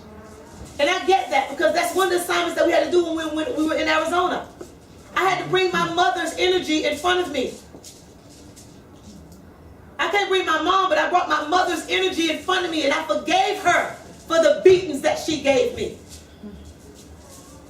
I told her that I forgive you for all the beatings that you give me. I forgive you for all the times you didn't hug me. I forgive you for not saying that you love me. I had to do that in order to be free of that. Because when my mother died, y'all, I was 7 years old. I remember going to the funeral. I was the last one to go to the casket. Everybody was screaming and hollering. I stood there in front of my mother's casket. I remember white casket, white roses. My mother's laying there in a white dress. I could still see the little lace around her arms. She's laying there. And all I could say is, you know what? Now, you can't beat me no more. 7 years old. You can't beat me no more. You can't hate me no more. And to carry that in you at 7 years old, to be so hard at 7 years old, that could have turned out real bad for me. It could have turned out real bad for me. But in my 30s, I knew how, thank God for the help that I had, to bring her energy in front of me and release her and let her go. And then I became free as a result. And with so many other situations, I had to bring that in front of me and speak to it and release it and let it go. And that's what many of us have to do. Let me tell you something. I stand before you today. I am 48 years young. I don't like to say old, I just don't like that. 48 years young. And I still remember everything at my mom's funeral. Now, why am I telling you that? I'm telling you because time don't wait on nobody. You got a shot, starting now, to get it right. You got a shot starting now to make it right. You got a shot. It's not promised to none of us. Am I right, Lisa? You're right. It's not promised to none of us. Tomorrow's not. Even though you hear us talking about, yeah, I'm going to live to be 120 years old. Hear us talking all of that. Yeah, right. When your time is up, toodaloo, see ya. I'm telling you, no matter what you think, and no matter how much alkaline water you drink, it ain't going to make you live forever. Okay? I mean, so we have to be mindful of that too. I just got off my lesson again, Lord mercy. So anyway, powerlessness. Feeling like your power is being taken away. Thinking that life is the way and the only way. You know, like just living just for yourself every day. And it's so much more. Do you all realize that you've been sitting here more than just to live? More than just to get married and have children? Do you know that there's a purpose? And you have to define that purpose within you and step into your greatness and do it fast before it's too late. The only way you're going to find it is if you ask. The answer that you need is inside of you. I can't tell you what that is. I wish I could, but I can't. The answer is inside of you. So you got to find out what that is. Okay? Thinking people are the way and the only way. Some of us just rely on people for everything. People. Everything you need you already have, believe it or not. Taking everything personal. That's another one that slows us down. I used to be that way. Every little thing I took personal. Everything. If somebody said my skirt was too high, and everybody else said my skirt was low enough. It's like the one that said it was too high, I was mad with her all day. If the preacher didn't go, if I know I went to the club on Saturday night, and the preacher started talking about some of y'all in here, and went out last night, can't keep your eyes open. I swore somebody told them that they saw me at the club. I didn't want to talk to the preacher. I ain't going to church for all month. I ain't giving nothing. I mean, really? You know, taking things so personal, right? Sometimes we do that. Holding other people responsible for where we are in life. Being jealous of other people's success. Talked about that. Really wanting something but not willing to get it the right way. Will do whatever I got to do to get what I want. I don't care who I got to step on, what I got to say, how many lies I got to tell. I'm going to do whatever I got to do to get what I want. How many of us know some people like that? Yeah. They exist. But where do they get it from? It's easy for us to point a finger, right? To say this person is this way or whatever. Where do they get it from? Emotions, preconceptions. When you look at people and you don't hold them responsible, when they know better and they change, it's one thing. But when you look at people, don't judge them. Because you don't know who raised them. I didn't choose my grandparents. Some people, like the Korean said I did, but I say I didn't. We don't agree on that. They say I chose my life, I chose my grandparents, I was like, yeah, okay, y'all can go with somebody else with that. Yeah. We was here, but now you there and I'm over here. I ain't choose them. Because if I'd had a choice, I'd have been rich. You know what I'm saying? I wouldn't have been having to be planting those seeds and picking cucumbers and working in tobacco. You see what I'm saying? But the bottom line is, you, where you are right now, you are there because of the way you were raised. You think the way you think because of what you were taught. You act the way you act because of what you were taught. I'm telling you, that's the way it is. It's like even me, when I sit down, when I'm in church and my skirt comes a little bit above my knee, I always have a handkerchief to cover my legs. Where did I get that from? My grandmother. That's what I was taught. I still wear girdles. Men, this not for you, ladies. I still put them on. I still wear slips. It's just the way I was raised. My friends say, girl, you wear slips. Oh, girl. I said, that's you. I don't feel right unless I have it. I mean, that's just me. You see? I mean, so it's nothing to do with you. It's everything to do with the way I was raised. And what about you? Now, I'm going to say something that may make some of you feel a little bit uncomfortable, and y'all will be all right. It's just a feeling, you get over it. Yeah. When I was being raised in my grandmother's house, okay, my grandmother used to tell all of us, all the girls, don't you bring no white man in here. Don't you marry no white man. The blacker the berry, the sweeter the juice. I tried that, and it was as rotten as could be. Oh yeah. A lot of conversations behind closed doors that we don't talk about in public. But you know what? The reason I bring that out, let me tell you why I bring that out. Because sometimes we under the impression that only white people are the only ones that are prejudiced. There's every single nationality have experienced some sort of racism at one time or the other, all because of one word. We're different. On the outside. But if you can see past the outside, you will see that we're the same. We're the same. We are the same. I'm telling you the truth. I mean, I remember going to high school. I remember one of my social studies teacher was the head of the KKK. Yeah, Mr. Rice. And we all knew it because we all knew who he was. It was no secret. He didn't hide it. And no matter how much I did, no matter how much I wrote, I always got a C or a D. Somebody can hand in one paragraph, they get an A. But me, or anybody that looked like me, that's just the way that it was. I could have took that and I could have started an organization against all white people or whatever the case might be. But what good is that going to do? We got to understand that it's not us. It's not us. It is the preconceptions and it is the emotions. And when we can get past that, we will stop judging each other. Does that make sense? Yeah. Amen.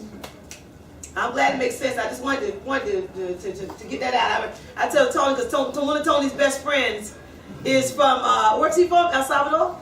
Yeah. From El Salvador. You go up to, I remember going up to this lady, I forget, but I think I asked her if she was a Puerto Rican, no, I asked her if she was Mexican. Yeah. Me? I'm from Costa Rica. I'm not Mexican. Like, I'm like, calm down, chick. I mean, I'm just asking her. I mean, what's the problem? You know what I'm saying? Ask the lady in the nail salon if she was from China. No, I'm Korean. Like, it's a big deal. Like, I'm Korean, like I know what that means. I never been there, ma'am. I'm just asking. I'm just having some conversation. You ain't got to go there. But you'll be surprised at how many Jamaicans don't like Trinidadians, and how many Trinidadians don't like Jamaicans, and Haitians that don't like the Guyanese, and the Mexicans that don't like the Costa Ricans, and the white don't like the Italians and the Spanish. Are you serious? It's time to stop that nonsense. It's time to stop it. Big time. It really is time to stop it. And that's why I said we're on such a our mission is so much bigger than what we think it is. There's so much more to us than what we think it is. You was gonna say something? I have a Chinese friend. It's so funny you're just teaching us this now. When I told her our units were made in Japan, she got mad. She said, I wouldn't have anything from Japan. You And see? I'm like, what do you mean everything's made in China or, but no. Well, you know what it is? You're talking from an adult standpoint. She's still remembering the things that from that she was told, that she was taught. And until she gets rid of those preconceptions and those emotions, she's gonna always feel that way about Japanese. And what about somebody that did you wrong that looked like somebody that you just didn't look like somebody? Remind you of somebody that did you wrong. What about a name? A name, like, you know, there's this guy, man. When I was in school, his name was Dennis. And every time you hear the name Dennis, it just, I don't like Dennises. I just don't like Dennises. You know what I'm saying? Monique, I don't like Moniques. I don't like Debbie's. I don't like Debbie. No Debbie. I don't want no Debbie around me, right? Because of past experiences. And that could be the very one that can help you get to where you need to go, but you have shut them off because of past experiences. It all goes back down to what? Preconceptions and emotions. I'm telling you. So what we're going to do right now is we're going to do a few exercises. Have some fun. Time to have some fun. And I want you, I finished all of that. Yeah, good. Before I even put this, I'm gonna do it this way. I do it this way, Tony. I want you to just raise your hand if this sounds familiar to you.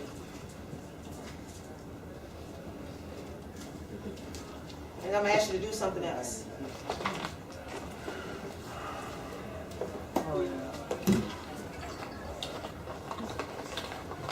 Does it work? Does it work? Did I turn it on? Don't tell me it died on me. Battery change. I'm just going to jog your memory just a little bit. Just a little bit.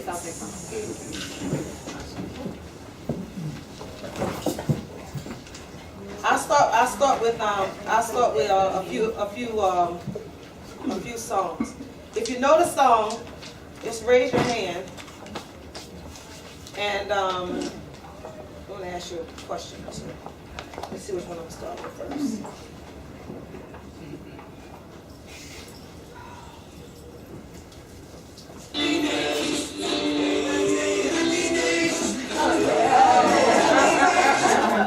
What is it, Curtis? Happy Days. When you think about Happy Days, what does that bring back to you? What memories? Hey.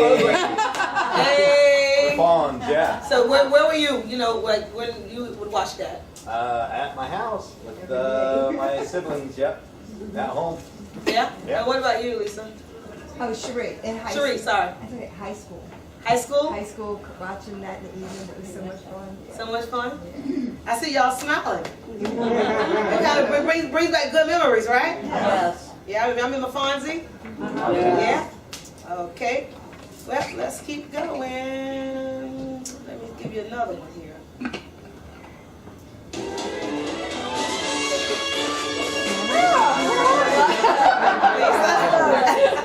Huh? Nope, not yet. Not yet. Yes, Charlie's Angels. So what do you remember about that? My mom putting it on so I would watch it and she would make dinner. Oh, so your mother would put it on and you would watch it while she would make dinner? Yeah. And I remember it was a grown-up show and they were so beautiful and poised. And they were beautiful and so. Women in charge. Women in charge, yeah. So you remember your mother actually making dinner while you were? Yes. Mm-hmm. Okay. All right. So now let's see here. Let's see if you remember. Y'all remember this one. I'm sure y'all won't remember this one.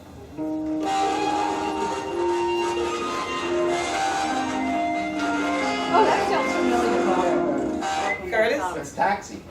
Hey! And so what do you remember about that? What kind of memories does that bring back? Oh my gosh. Of my childhood, definitely. Your childhood? Yeah, small TV, watching it on a small TV. Small TV? Yeah. How does it make you feel like? Good. It actually brings, it makes me feel good. Good. Anybody else remember Taxi? Yeah? A little bit? Yeah, What does it kind of bring, what kind of memories does it bring back to you? watching it with my parents. Watching it with your parents? Yeah? Okay. What about this one? 1, 2, 3. Shirley. Who is that? Shirley. Laverne and Shirley, and what kind of memories does that bring back? You smile, have lots of fun? Silly, funny. Back to the good old days when. I mean, so what are you noticing here? You're noticing that you have a memory, right? Right. And that even though you wasn't thinking about it at the moment, that this just brought up something inside of you. Yep. Like you just remember with your mom and your dad. You remember with your brothers and your sisters, and you remember high school and how much fun you were having and things of that nature. Let's go for another one here. Let's see. Here we go. Oh, I like this one. Y'all don't know. Y'all don't know this one.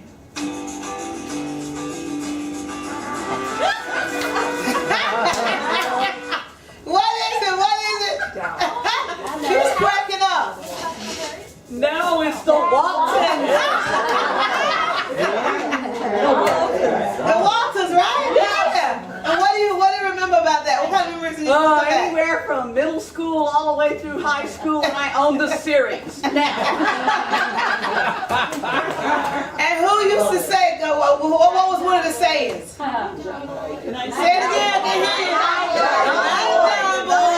yeah, you see how, you look, just stay with me. Okay, let me see. Oh, I know y'all won't know this one. Y'all definitely will not know this one. Here's the story.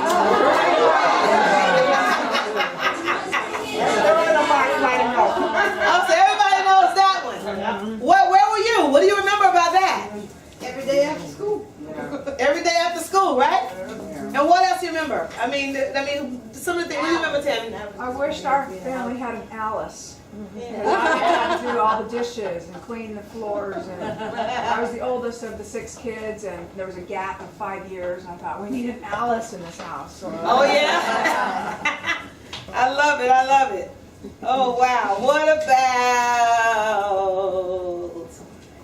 Let me see. Give y'all another one. Y'all might not know this one, but let's go.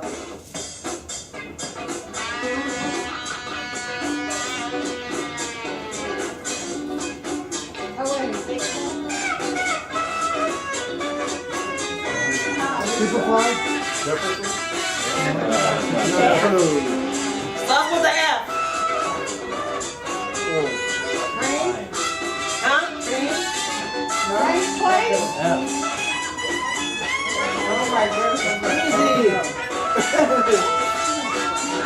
I know, right? It's like I guess that wasn't a popular show. That was Fish. oh, Now you say I remember Fish.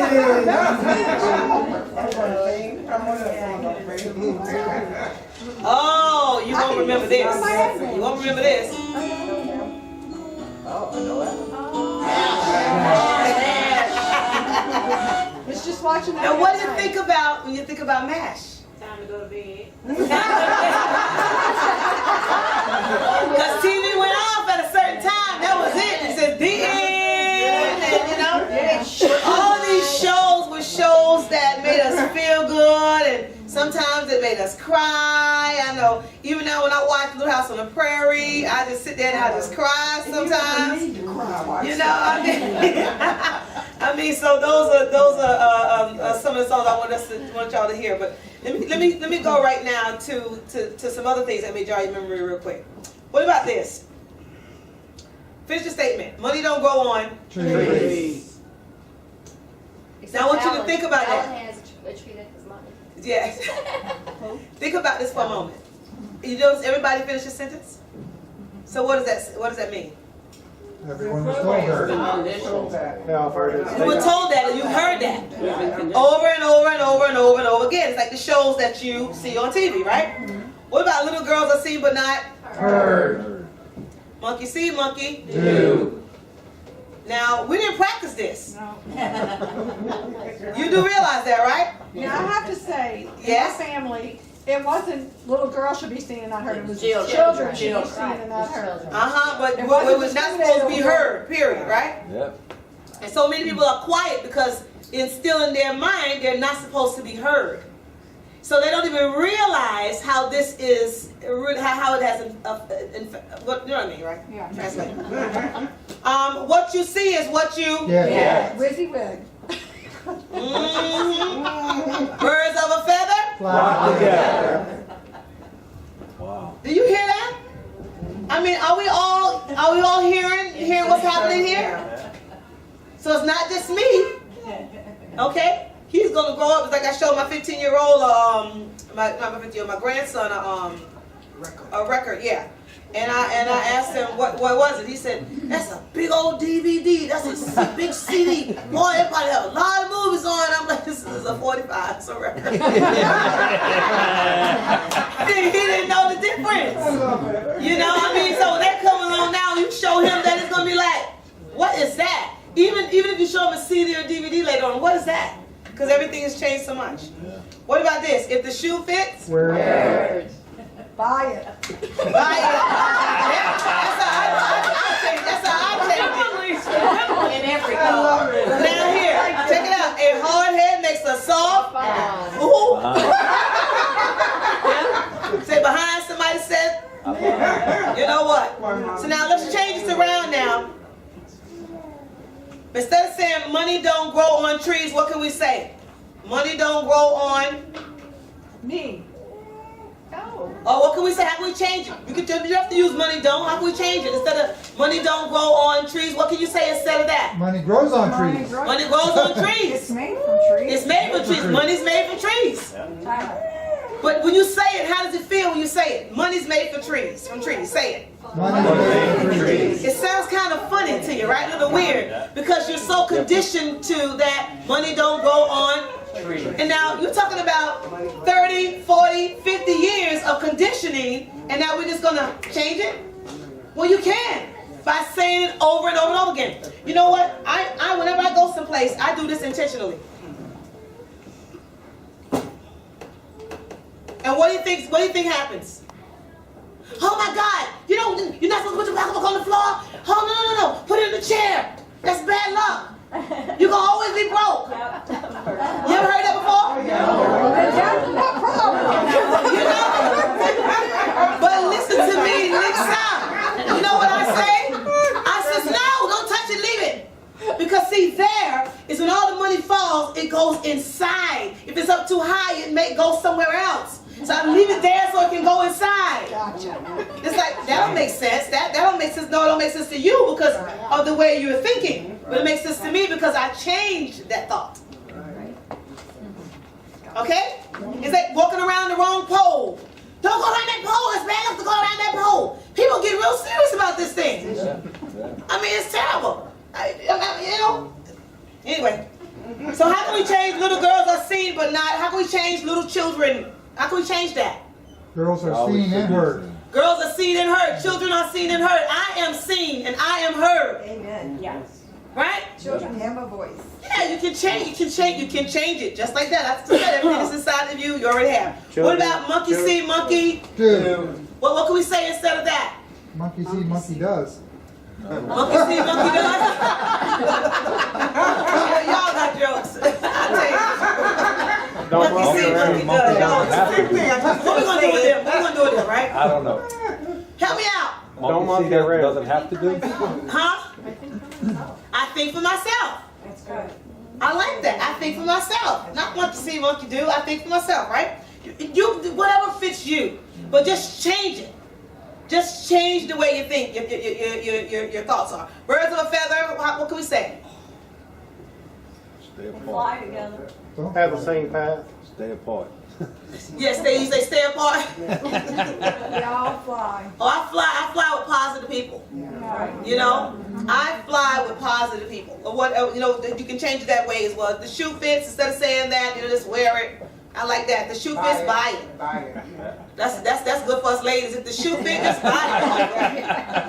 Buy the other one too. Don't just buy one, buy both of them. I like that, Lisa. A hard head makes a soft. Instead of saying that. Hard. Yeah, I like that. A hard head makes a soft heart. Yeah. You won't be stubborn forever. No. That's right. Yeah, I like that. You talking from experience. All right, this is awesome. Now I'm going to bring your memory back some more. This is a little bit more. I had some slides on PowerPoint, but we're just going to. I'm going to say it, and you just see if you remember any of this stuff. How many of us remember the chalkboard? Yeah. Any kind of positive memories come to you from the chalkboard? The teacher, what do you remember? Math class, going up on the board and working them all out because I used to love math and I used to like to go out and do all the figures and especially in algebra. So you think about the chalkboard, you think about you actually physically using the chalk and writing on the board. Anybody else have any memories of chalkboard? They're not good. Scratching it, Somebody said they're not good? scratching it, making your teeth hurt. Oh, that's a negative. That used to drive me crazy. Didn't like that. Yes.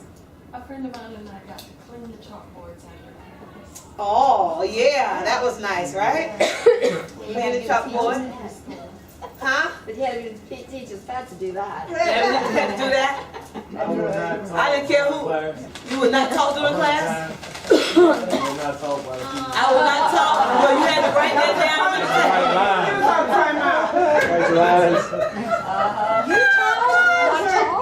You see? It might be one reason why you might be a little quiet. You know, you'd be surprised. What about the washboard? Anybody remember washboard? Oh yeah. Yeah. You remember the washboard? The washboard? I mean, that's just some of us may not remember, but I remember. We had to scrub the clothes on the washboard. I remember it was Zydeco music. It was An instrument down here. Oh, it was an instrument? Really? Zydeco music.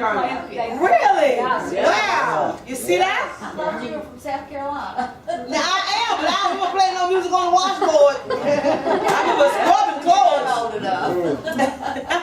What about the pump? Pouring the water in the pump, priming the pump, Oh yeah. so the water can come up and you catch the water. Y'all don't remember that? Yeah. Well, I wasn't old enough to forget this. I remember we used to have to prime the pump and catch enough water, and then my grandmother would take some water in the foot tub and put it on the stove, heat that water up, pour it into the other water, make sure it's nice and warm, and then we each took turns taking a bath in that same water. And there wasn't no such thing, we're going to pour this out and start over again. No. First, second, third, fourth, fifth, in, out, with that lye soap that my grandmother used to make that almost tear your skin off of you. That was something else. What about the beeper? Anybody have a beeper in there? Anybody have a beeper? Hi, you remember how it worked? Who remember how the beeper worked? You know, you know the beeper, you know about the They beeper. had codes. Had codes, the codes, yeah. Remember the codes that meant something? Mm-hmm. Anybody else? Any memories about beepers? Earl, you had a beeper. I had a beep that You had a beeper? Did you beep him? Yeah. Sheree, you beeped him? they'd wait till I was in line at Burger King. You could speak to them and they'd give you a short message and they'd sing like, I love the burgers at Burger King, and I'm standing in the line with my beeper saying that. Everybody would laugh. Just crazy things they would You do see? with it. Yeah. How many of y'all remember beepers? You remember beepers? I remember, but I didn't have one. You didn't have a beeper? But some people did. What about those old house phones, the ones with the long cords? Where if somebody was on the phone too long, you had to call the operator to break through the line. Anybody have to get the line broken through before? I'm trying to call the house, get off the phone, right? Remember those long cords? You could go all the way around. I mean, they had the first start the show was in there, had the long, you go outside and sit on the porch and talk. Remember those? Take you 2 hours to untangle them. Yeah, right. So you had 2 hours to untangle it because they get off. Remember that? They let you go like a church. You know, you hang. Yeah, right. Even itself here. And what about those the big records? Yeah. 33 Vinyl. The albums. Yeah. How many you still have some of those? Vinyl record. Keep them because the record players coming back. Yeah, Yeah, it is. yeah, Yes, it is. We have a record player and we in our game room and we play records there all the time. And guess what? We went to go and try to get like some old songs from this thrift store and it was selling for $6.99 for a record. I'm like, are you serious? Wow. $6.99? But before it was like 50 cents, 25 cents. But now because they're coming back, all of a sudden they're charging all this money for these records, albums. So do not give them away, okay? Do not throw them away. Keep them. And what about this one? Outhouse. Oh, yeah. Heard you saying no? no. Not at home? But do you remember seeing them? Yeah. Yeah. You used to, my granddaddy made our bathroom. Yeah. That was the bathroom outside the house. That was the one you went to outside the house. Whether it was dark, cold, raining, didn't matter. Only the old folk had the little thing they used inside the house. Some of y'all said, oh my God. But that's what it was. Okay? So now what I want to do real quick, I want to watch you do something. I want to separate the room into two groups if we can, some kind of way. I just need like, if we can just move these, there's two groups like over here. If we can move these chairs and make a group over here and a group over here. But I need everybody to be kind of, if you can, to stand up. Now I'm going to give you some assignments. I want you to separate. I want you to go different teams, go different sides, mix up. How many do we have? 2, 4, 6, 8, 10, 12, 14, 16, 18. Let's do 15 on each side. We can do 15 on each side, if possible. Y'all got 15 over there? 4, 5, 6, 7, 8, 9, 10, 11. 11? 12. How many do you have over here? 13? How many over here? Come on, Rosemary. 1, 2, 3, 4, 5, 6, 7, 8, 9, 10, 11, 12, 13, 14. So now you got 14? Now we got one short of there. Okay, now this is what I want you to do. I want you to gather up real quick and I want you to choose a captain. I just need one person to be in charge of the group. Y'all decide who's going to be in charge of the group. All right, I'll be in charge. Okay, Brian's going to be in charge over here. Who's going to be in charge over here? All right, and your name again? Jeff. Okay, I want to get that. Jeff is in charge over there. Okay, good. So this is what you're going to do. I'm going to give you 10-second assignments. You're only going to have 10 seconds to do it. And it's going to be with your bodies. You're going to have to do it with your bodies, okay? The first assignment is real simple. I want you to make a line starting with the shortest person first. One line. 10 seconds. 10.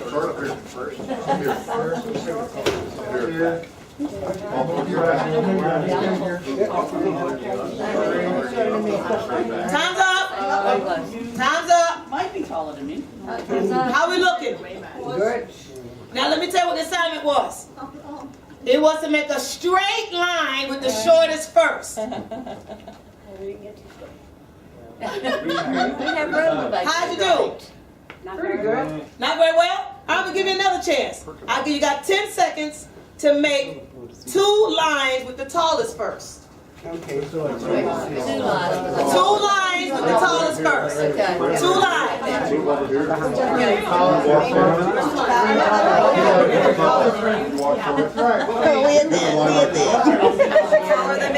Chinese group. Time's up. Time's up. How we doing? Not good. What happened? They were good. Okay, y'all did all right that time? Yeah. They got it. All right. I'm observing on purpose, so I want you to know that. Now the next assignment is, you got 10 seconds to make a H, a straight H. Uppercase H. Uppercase H.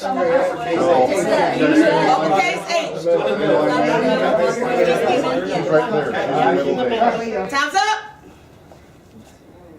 Got it. Now I want you to know something's happening here. Did you notice it from the beginning? Yes. Did you notice what's happening here? Okay, now let's go. The next one, you got 10 seconds to make an M. Go. We need another person.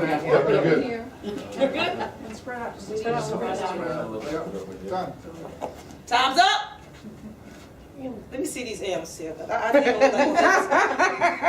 got to see these M's. Let me see what's going on here. It's an M from that one. Yeah. From his point of view. M for that one, like, okay. How's it looking now for Magnet? We won. That's awesome. Okay, here we have it. With two more assignments. That's it. Okay. The next assignment is make a circle. 10 seconds. Come on this side. Come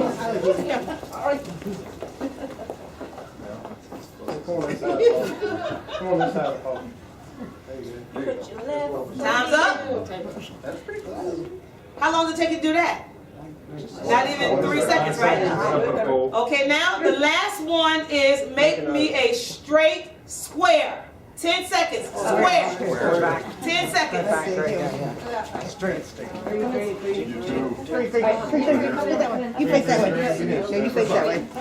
4. No. This way.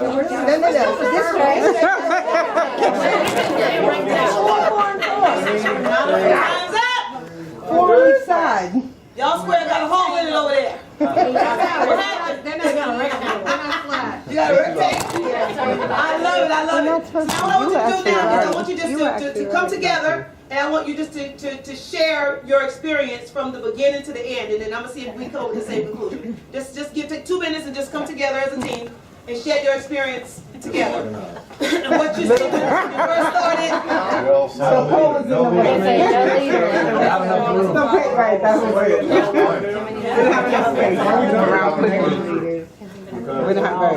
Very organized. The guys would all be in charge.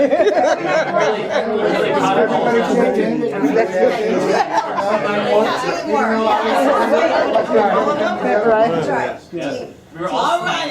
Good. Can I just get one person? Captain, can you choose one person just to share what happened with your team? You can just choose one person from your group to share. Who would like to? Who would like to talk? We all work together. Okay. We learn to work together very quickly. Okay. In the beginning, was it a bit of a challenge? Yeah. And we visualized what we needed, and we saw the goal, saw the dream. We worked together. Okay. He's gonna All share. right. For me, I noticed we were all smiling and like giggling and loved, and it was like kind of a bonding experience. And so yeah, we all went kind of fluid, and then through that we got better and better. Our M came together quicker, and yeah, our thinking flowed. Yeah, it was good. It was All positive. right. So in the beginning, it was a bit of a challenge, but then you got it together, right? Yeah. So now that's what I want to do. I want everybody, because we can't. I don't know if we can make us. I don't want you to have to stand up. I mean. We got the piano roll. Okay, so this is what we're going to do, because this is very, very, very important. I need for you to stay together as a group. This group stay together, this group stay together. I need for you to write down 3 things that you absolutely love about yourself, and 1 thing that if you could throw it into the water right now, you would throw it away. Okay? As a group. As a group, just not, but each individual though. 3 things that you really love about yourself, and 1 thing that you could throw it away right now, you would throw it away. Do we need paper?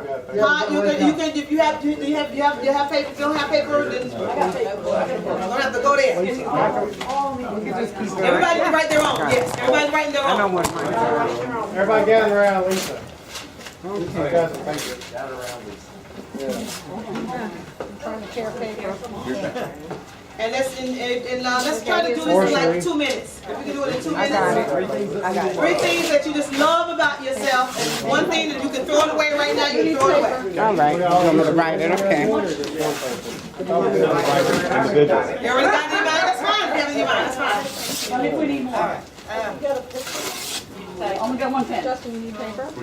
Sure, thank you. I'm good. Who needs paper? That's it? Everybody finish with a pen. Okay. I was busy handing out paper. 3 things we love about ourselves and 1 to throw And 1 away. thing that if you could throw it away tomorrow, you could throw it away today, you would throw it into the water right now. You get rid of it right now. Just throw it out there. Well, That's hard. Yes, I do. I didn't have to write it down. I just had a It's discussion 3 things. about that. Actually, 2 things I want to get rid of. You're gonna get rid of one of them today, you get rid of the other one tomorrow, okay? All right, that works. And just leave it here. Just leave it out there. Just right? leave it out there. I love it. That's it. Leave it out there.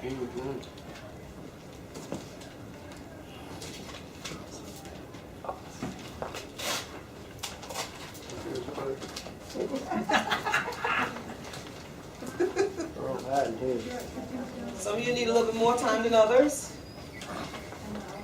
Okay. I'll play some music.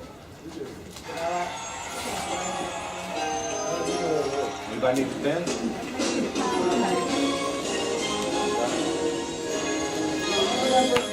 Coming out of my comfort zone. Some of the places in my life that's comfortable. God is challenging me. Trust and believe. For to go where I'm not going. I must do what I'm not going. So I'm coming out of my comfort zone. When they call, speak some friends, I'll walk alone. God is challenging me to trust and believe. For to go where I've not gone, I must do what I've not done. Everybody's done? Yeah. It's about the group Okay, so we're all done. All right, now this is what I want you to do.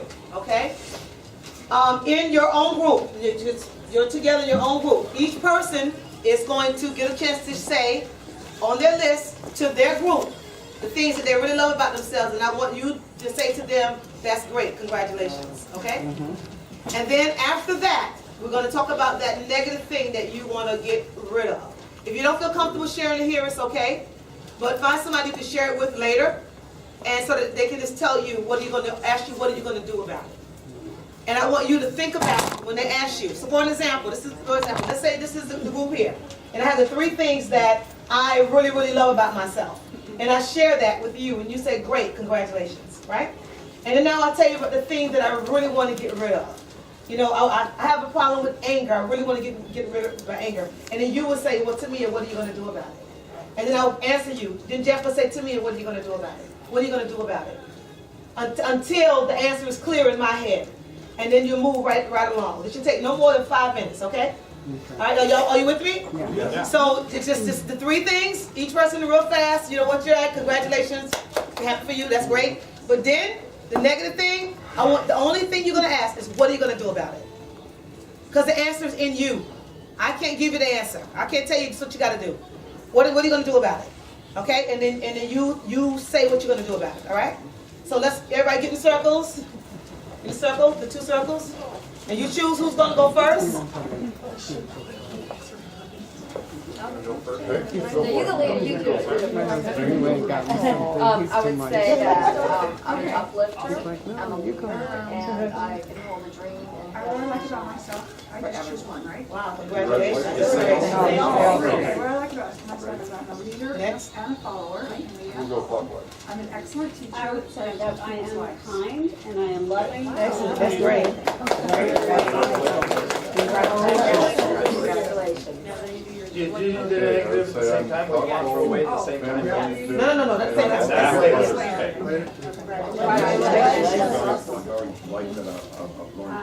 I'm caring, I'm thoughtful, and I'm loyal. Very Congratulations. and I'm having a great deal of ability to help people. Friendly.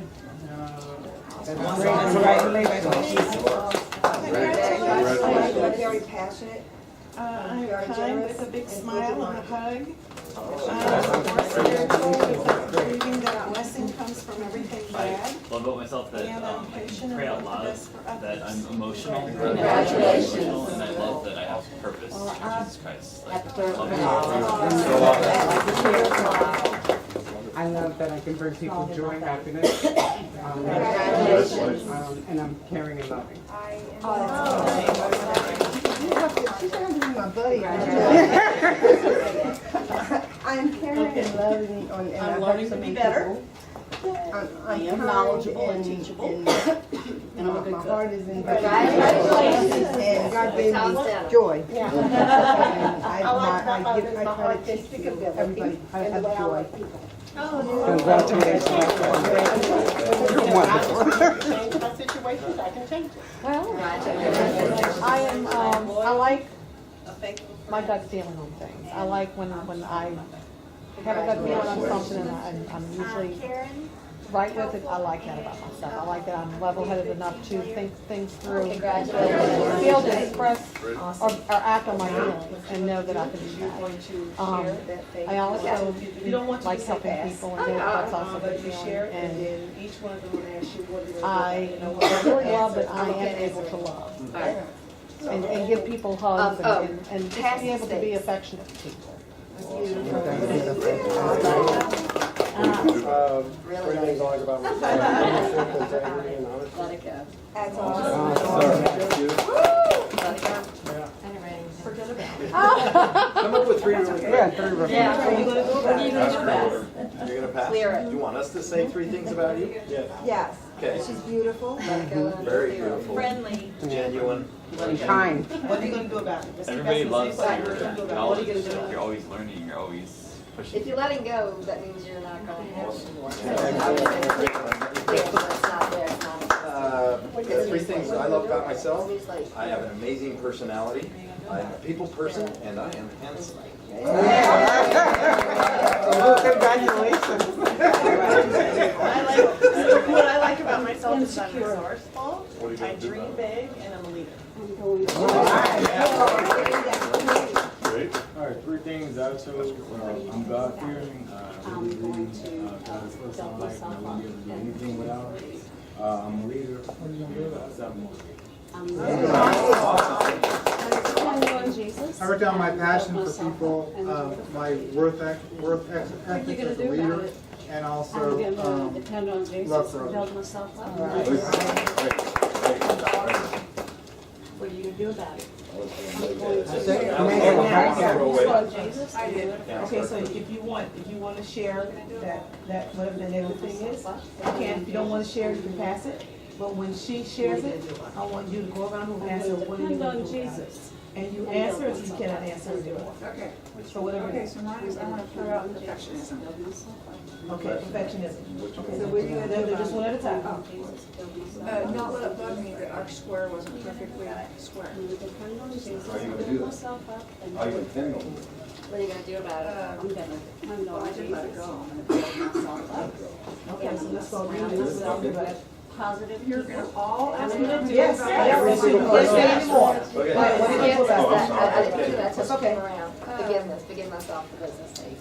I'm going to just stand up and teach from my Okay, heart. this not is my turn. the- What I'm gonna do is, I'm quiet and gentle. Earl, what are you gonna do? Throw that over I'm to going to Jim hear perfectionism. and become less quiet. Well, You just go ask her, what are you going to do about it? oh, what are you gonna do about it? Oh, What sorry. do you- I'm sorry. It's okay. Get rid of that. What are you gonna do about it? I'm going to throw some more things out of my home. I'm going to believe. Just say what comes to your heart. Yeah, yeah. What are you Just gonna do say about anything it? else. Yeah. What are you gonna do about it? I'm going to believe in myself. I'm going to forgive more. Think about others. Let things go. Now you're getting to the root of it. Keep going. I'm What are you going to do about Think it? about others. Stop being before I so think about judgmental on myself. Drop the judgment on myself. I'm going to think about others. Drop the judgment on others. What are you going to do about it? I'm going to experience more fun. What are you going to drop the judgment on I'm going to others? become fun-loving. What are you gonna do about it? I'm going to be fun-loving and happy. I already said forgive, didn't I? I'm already becoming happy. What are you gonna do about it? I'm just going to love What are you gonna life. do about it? What are you gonna do about it? I'm going to talk to other people, enjoy life, and help others. And look, we treasure is on here, so. Good Now start. I'm getting stuck. Okay. That's you have okay. something? Just keep going. I'm very, very sensitive. I'm going to keep praying. What are you going to do about it? Hug more people. Keep praying and know I can better myself. Get wet. All right, awesome. Oh, very well done. Keep praying. Really good job. Just share your pet. What I want to throw out in the middle of that ocean is anger that's deep inside of me. I got the fun. And what are you gonna do I'm about gonna it? dig deep in myself What are you gonna do and about try it? to release it, try to find it. And what are we gonna do about it? I think I'm gonna write everything down on a piece of paper I'm very shy. and look at it and just to myself, and share with anyone. I'll pray about it Hope I can take that and, apart and find out talk the root to of it. Why am I angry? if I can get over it. What are you gonna do? What are you gonna do? Depend on God and talk to others about it. I'm gonna Talk stop. to you a lot. Stop hugging people. What are you gonna do about it? What are you gonna do about Depend it? on God, depend on Jesus, start praying about it. I'm gonna make a list of people I feel like I'm gonna pray about it. have hurt me and talk to them and let it Depend go. on God. Let it go. Pray about And it. what are you gonna do about it? What are you gonna do about it? I'm gonna Pray thank about people it. who've What taught are me you these gonna do things about it? on how to Talk to do it. God. What are you Talk gonna do to about it? God. He'll listen. I might reach out to someone else that might be in the same predicament as me. Try to teach them I how to was help always themselves. fear. Fear tends to paralyze me. There are things I want to do and then I'm I'm like, gonna dig deep, deep inside I of do me. it, I'm kind of scared. What are you gonna do And full about of it? faith. Breathe. We're learning how to do that too. So I don't get angry like this anymore. And it's sometimes an anger that you don't even know that's inside of you that will come up. Don't think about it. What are you gonna do about it? What are you gonna do about it? I'm not gonna make the same mistakes that I made in the past to get angry. Or let Trust anger God get a hold more, of me. trust myself more. What are you gonna do about it? What are you gonna do about it? Trust I God. may share this with my wife, some of the emotions that I feel. And ask her opinion about it. What are you gonna do about it? What are you gonna do about it? What are you gonna do about it? Pray. Pray every day. Delete it. What else? I'm gonna address it. I'm gonna do some deep breathing, because you can go places that I never dreamed I could go with feelings. It's incredible. Okay, I would also like to get rid of fear. Follow what this gentleman's showing us.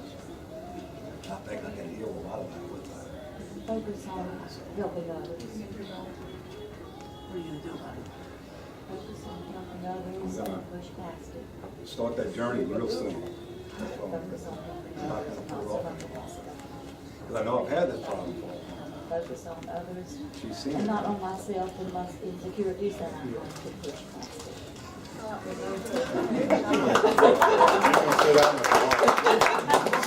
to focus on others and push past it. I'm gonna get What are you rid gonna do about it? Focus on others, push past it.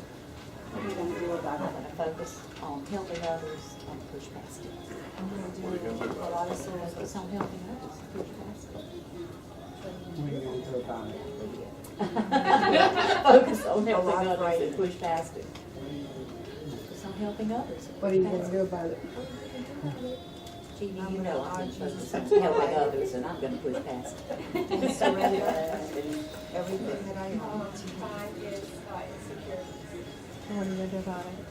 What are you gonna do? I'm gonna dig deep. Yeah.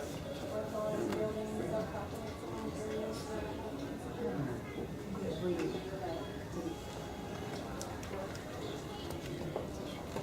I'm gonna take care of myself. What are you gonna do about it?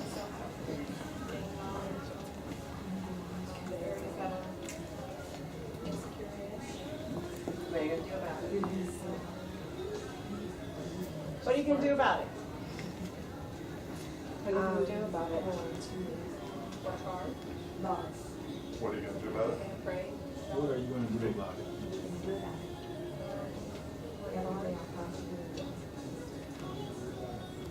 What are you gonna do about it? Enjoy every single moment.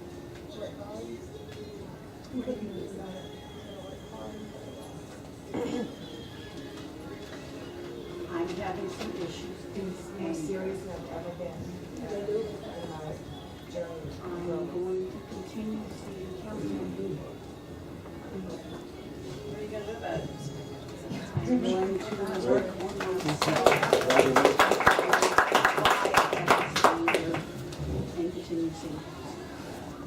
me, I would love to just bottle up all my doubt that I have and throw it in the ocean. I come from a television background, and I was raised by the Bible, by the book, and that's always been in my heart. But in the world that I've been in, television, you can't talk about it. My science is science. But then at night, as you all know, you've been coming to my breathing classes. I preach at night, but I'm a different person. It's like I'm putting on two different hats. I don't want to wear two different hats. I want to take both those hats and throw them in the river. Because the science that I preach doesn't fill me up. Continue counseling. And I'm going to figure out where the anger started, where it's coming from. I'm going to start by opening up more. I'm going to start including talking about Jesus Christ, his pilgrimage in my science speeches. Think about it. Not having fear that I'm become a better talking to person. people. Get divorced. What are you gonna do about it? And I'm actually going not be to so angry. respond. I quit my career to follow this path, so I haven't actually reached back to those people that I I'm quit going with and to preached to them. figure out They've where always it's seen that coming I've been from. different, but I never explained why. So I want to go back to the roots. Work on the divorce, continuing And what are you gonna do about counseling, it? and make myself a better person. I want to start offering classes more publicly. I'm gonna very make private myself a better so person I with don't going to post about stuff counseling. like this. And so And I've figuring never out allowed any of my where the recordings to anger go public, but we now have our first recording, so I'm going to say I'm go for gonna it. work on Spread the word. seeking more What are you gonna do counseling. about it? And I'm going to become a share better the uploaded video that you upload. I am going Yeah, to I usually, when stuff like that pops up, continue with I like it and love it, but, you know, I and don't seek to be a really want to better person. promote it or show it. Can't help that many people if you keep quiet. Kelly said, What are you gonna do? I think. I was waiting for that one to laugh. I kept thinking Like of that. Can't So I need to all take these what I've people. learned She's from not this looking at the and best opening solution new of the things that come are back coming out of my with mouth. I really apply it. I'm going to work Yeah, on I being a think better I think person. self-analysis I'm and going to digestion is figure out in where order. the anger is coming from. What are you gonna do about And you it? can do it. I'm not carrying a Bible right now. I should be, huh? You know, Not being able that's to the thing. trust I've read the Bible so many times, and I'm always referencing it when people come over. But you know, I didn't pack the Bible with me. We're living in a digital age where you have it on your phone, so I'm always looking up. If you guys go to Bible Hub, but I'm always looking up the scriptures, and lately I've been reading Revelations over and over and over again. There's something about having your Bible with you, and I want to start traveling with my Bible. You know.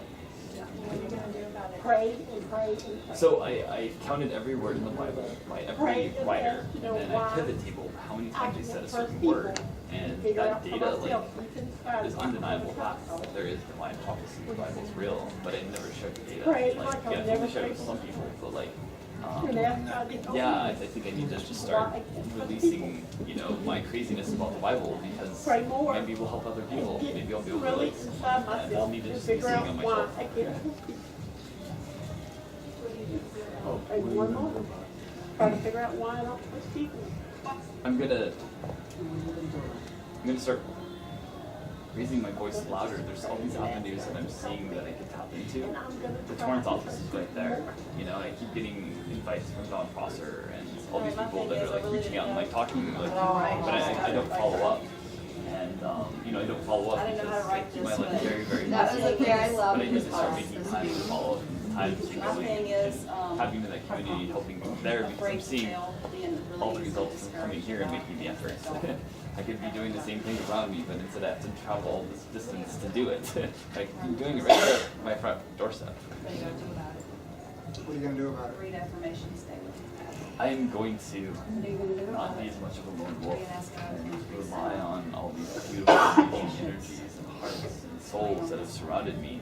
You know, I'm going to tap into these resources. You know, this love and energy that we shared. You know, that stone, the red jasper. You know, those energies, the powers that we walk into. You know, those are our memories and moments that we draw strength from. And so I'm going to use you guys as that strength, you know, to follow each other and follow our journeys, because we're all climbing together. Just what you need to do about your doubt. ask God to help me to be able to step I need outside to my comfort zone. picture it in my head. I need to put it into a box Really hard and label it and write doubts on it. read positive things. Go through and picture that journey, and that's something that you guys have really helped me. Those visualizations you preach, it's along the lines of Jesus, and you taught everything in real life illustrations. I felt your pain. And you said, talking about your dog, I felt your pain, and that's piercing. And so I need to visualize all those doubts and put them in that box and label it and really throw it out. Really protect it. Justin, what are you gonna do about it? I had a really great conversation about Mr. Sherwood as a Christian. And I've been preaching to all these people out there, and it's just, I've had this thing that I've been doing, breathing for Christ, getting the vibrations going. I want to start encouraging trainers, they'll be willing to accept the breathing for Christ, to include that into their presentation, to include that in their push, because we have it on video now, and we watched what happened to the audience when I was out there, and I was making everyone breathe for Christ, If you have that faith, you don't have to breathe necessarily for Christ. You have a lot of other purposes. But that right there is the most powerful synergy that's out there. God breathes. My doubt. Good job, I can't leave an open space in my body. When I take all this doubt and all these issues in my life and I evolve, there's an open space. What is going to fill it? So I'm going to make sure that I fill love, kindness. Awesome. Thank you guys. Oh, sorry. No. Oh, thank you. Do you want us to continue? Yeah. If anybody else who wants to go, so I don't. Yep.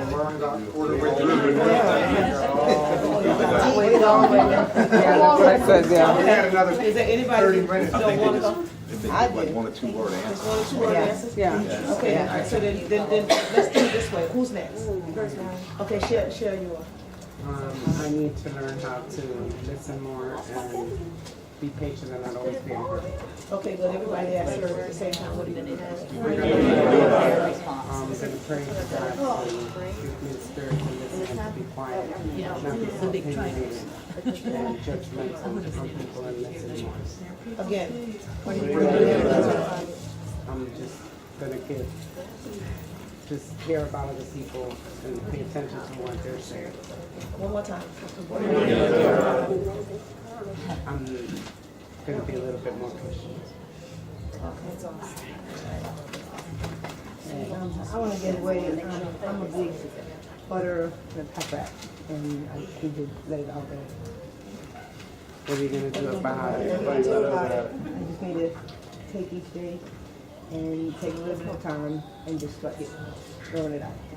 What are you going to do about it? Do with that stuff and throw it out. What are you going to do about it? I am gonna find deep what's causing me, to hold on to stuff. Okay. Wait, I got my third. Wait, that was 2. That was 3. My last. What are you gonna do about it? What are you gonna do when you give it all to God? All right. And ask God to help me to do what I need to do.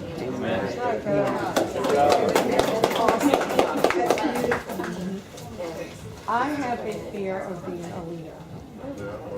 I've never been a leader because I've never been a follower. I've always just been me.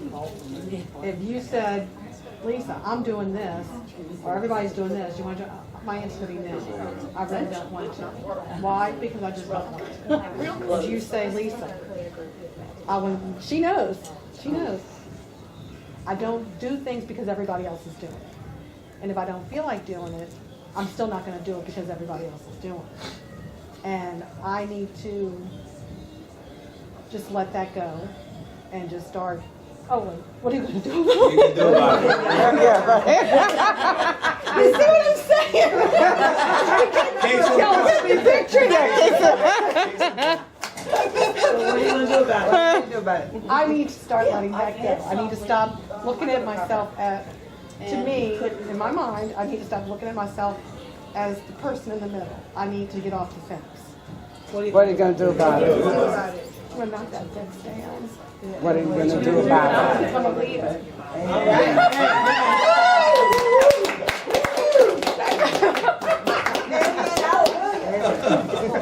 That's so sweet. I'll say that later. Yes, indeed. Yes. Where's that at? Is that What you gonna do about it? Change my expectation. What What are you gonna do about it? Reach out to others that hold it for us. What are you gonna do about it? What you gonna do about it? It's like it's a statement instead of, does that make sense? Absolutely, it happens all the time.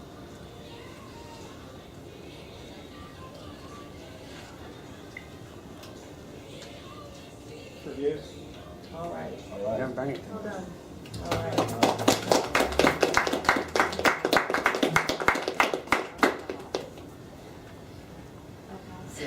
Pass, okay. Curtis. First, I don't want to judge myself so harshly. I feel like I'm my world's worst judge. I'm really hurt on myself. What are you gonna do about it? I have no idea. What are you gonna do about it? What you gonna do about it? Oh my gosh. Open my heart more. What are you gonna do about it? Let things go quicker. What are you gonna What are do you about gonna it? do about it? Accept me for who I am. All right.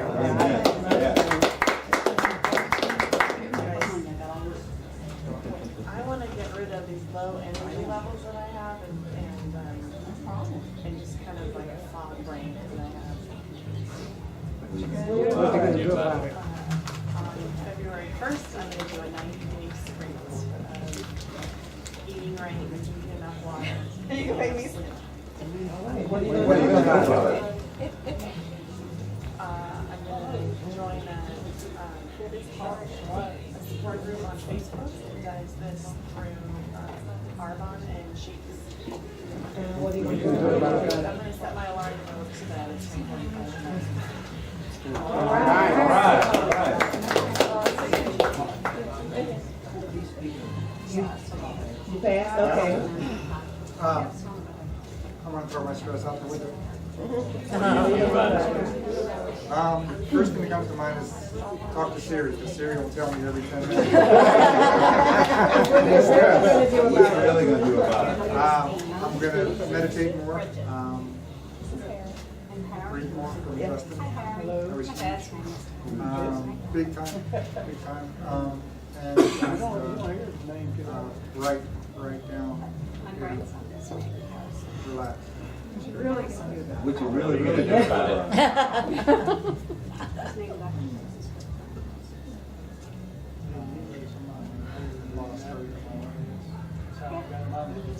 Get in touch with what's causing stress. Big group hugs. Okay, group Big hug. group hugs. All right.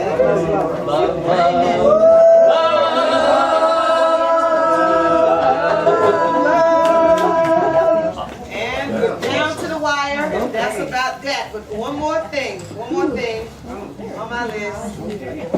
Y'all know I can do this all day, forever and ever. I can see that. How do you feel? Awesome. You feel like just a little lighter. You might not feel, sometimes it's uncomfortable when you're sharing, you feel like you're sharing your weaknesses with other people, but yes. What's it say?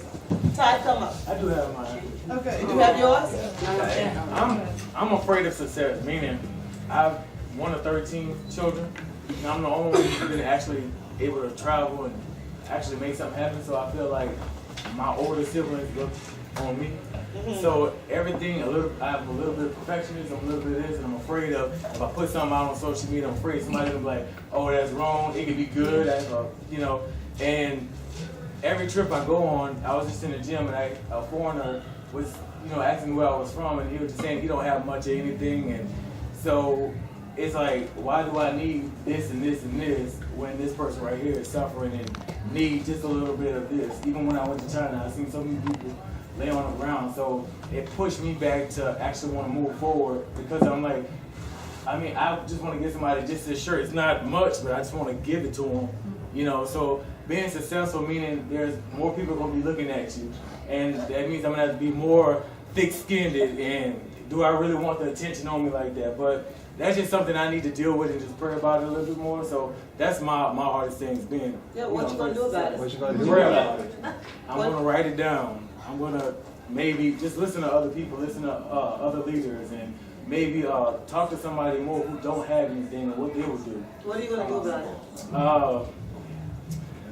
it? Just believing in myself and trusting in myself and not second guessing myself and having a little bit more confidence. If I put it out there, leave it out there. Don't worry about what other people are gonna think. What are you gonna do about it? Challenge myself a little bit more from day to day. It's gonna take each day. I'm not gonna be able to do all this in one day. So. Okay. Okay. All right.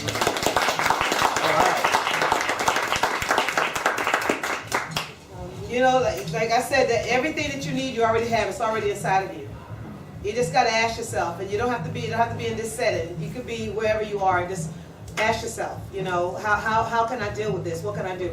That's what real coaching really is. It's not about somebody telling you what to do. We're so used to being told what to do until we forget about who we really are and what we are capable of doing ourselves. So what I want to do right now, and then I'm going to conclude, is just another maybe 2 minutes, I promise, so that I can get to my library here. All right, there we go. I want to take you on a journey, and I want you to put this feeling that you have in your hand, this thing that you really want to get rid of. I want you to just to put it in your hand now. It doesn't have to be physically a piece of paper. You can just put it in your hand. The thing that you really want to get rid of. And we're going to get rid of it. I want you to sit with your feet flat on the floor. And your hands right here. Everybody's hands there? Now turn your hands around. And I want you to focus on your palms, just palms.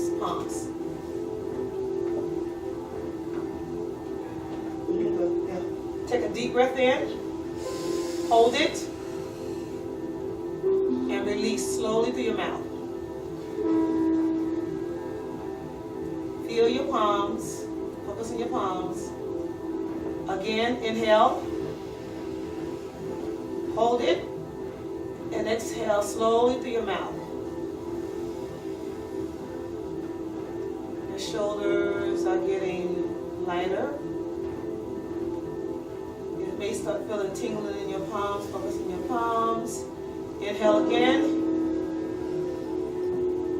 Hold it. And exhale.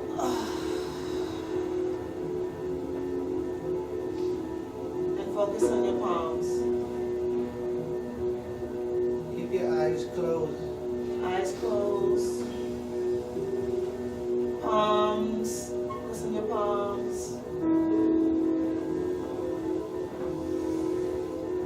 We're all taking a journey, and we're all going separate ways. We're hugging each other right now. We're saying, I'll see you later, or I'll be back soon, but I got something I need to do. And I want you to walk away by yourself. As you're walking, you'll notice that there is a path that's just for you. And as you're walking down this path, you're noticing this nice breeze that you're feeling, and there's birds, all kind of exotic birds in the trees, and it's just you. It's just you in nature. And you reach up and you're touching the leaves and you're walking. And you're starting to hear water. And you keep walking, you keep walking.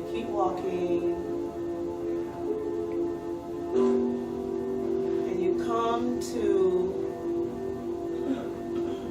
this beautiful river that you can see straight to the bottom. And this is the river you've been looking for. This is the one that whatever you put in it will be swallowed up. It will no longer be yours. I want you to say goodbye to whatever this is that was paining you.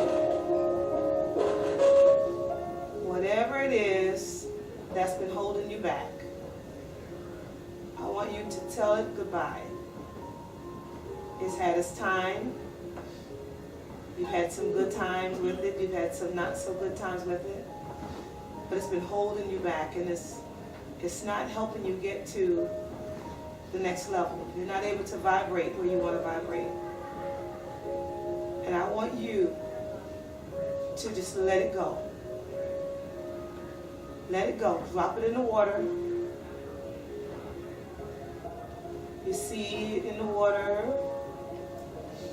It's starting to dissolve. It's going away. It's going away. It's going away. It's going away. You feel lighter and lighter. You stand there and you see that it's completely gone away.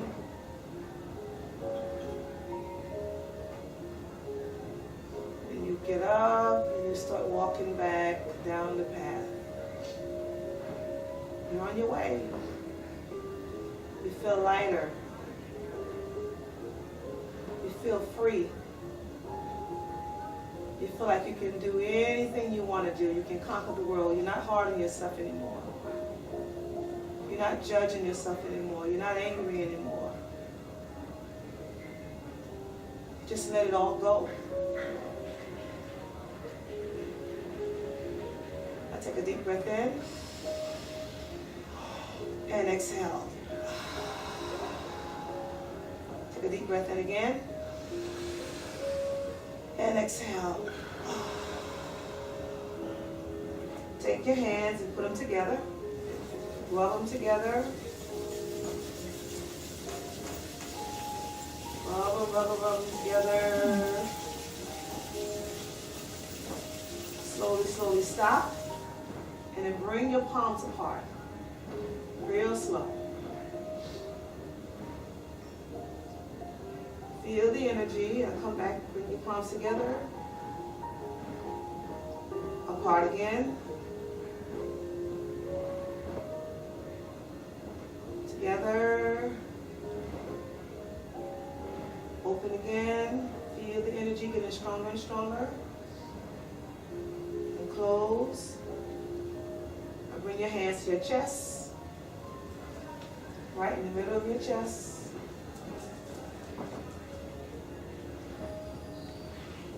And tell yourself thank you. Say thank you. Thank you.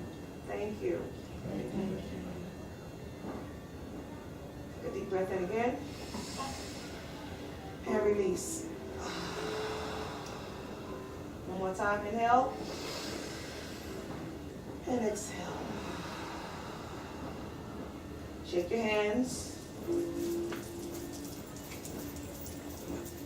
And you can place your hands down on your legs and you can open your eyes. How do you feel? Good. Good. All right. That's what I'm talking about. You can create nothing from nothing. When you allow your mind to go to a place where it cannot think. They say an idle mind is a devil's workshop, whatever. The bottom line is when you go to a place where you're quiet is when you can create. Everything you need, you already have. The power is inside of you. If you want it to be gone, it's gone. If you want it to be better, it's better. If you want money, you got it. If you want happiness, it's yours. All you have to do is just erase and replace. Guys, thank you so much for your time. My time.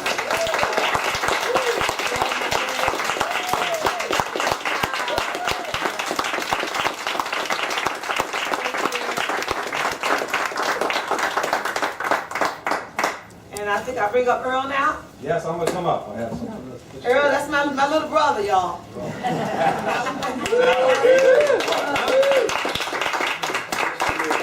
Thank you so much. That brings a close to the Cajun Cruise 2017.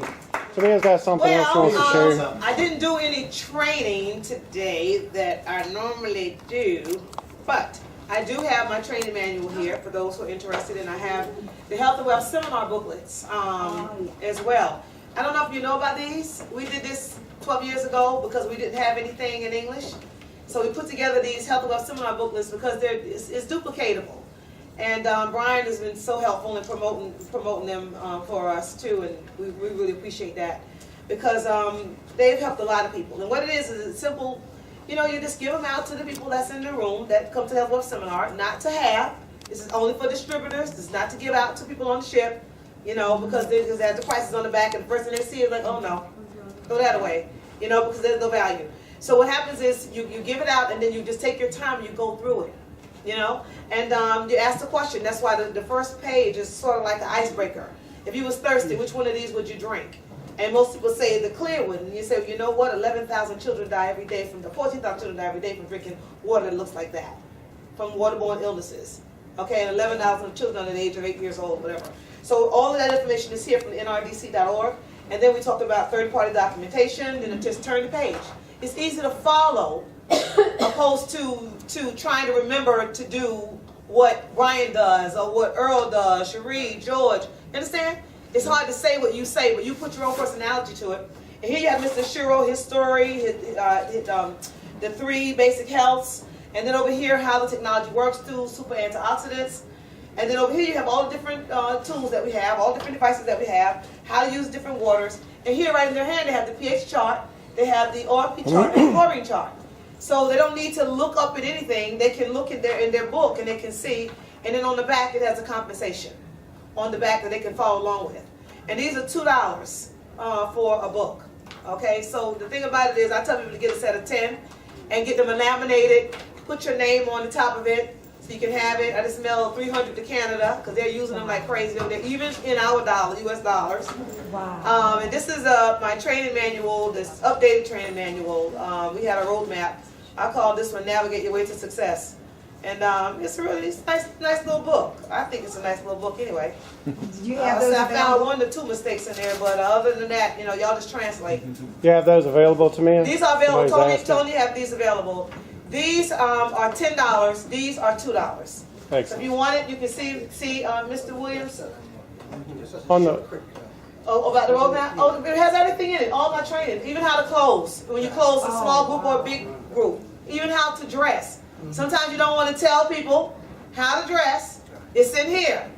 How long the skirt should be. How low the shirt should be. How the nails should be. How the nails curl up, all that with red and all talking about, let me do the water demo. All of that, you know, I mean, sometimes you just got to say it, you know. How to behave when you're on a conference call. How to behave when you're at a meeting. All of that's in it. It's basic stuff, but it's stuff that we don't get a chance to tell everybody at our trainings, but if they have a little manual, they can just go through it.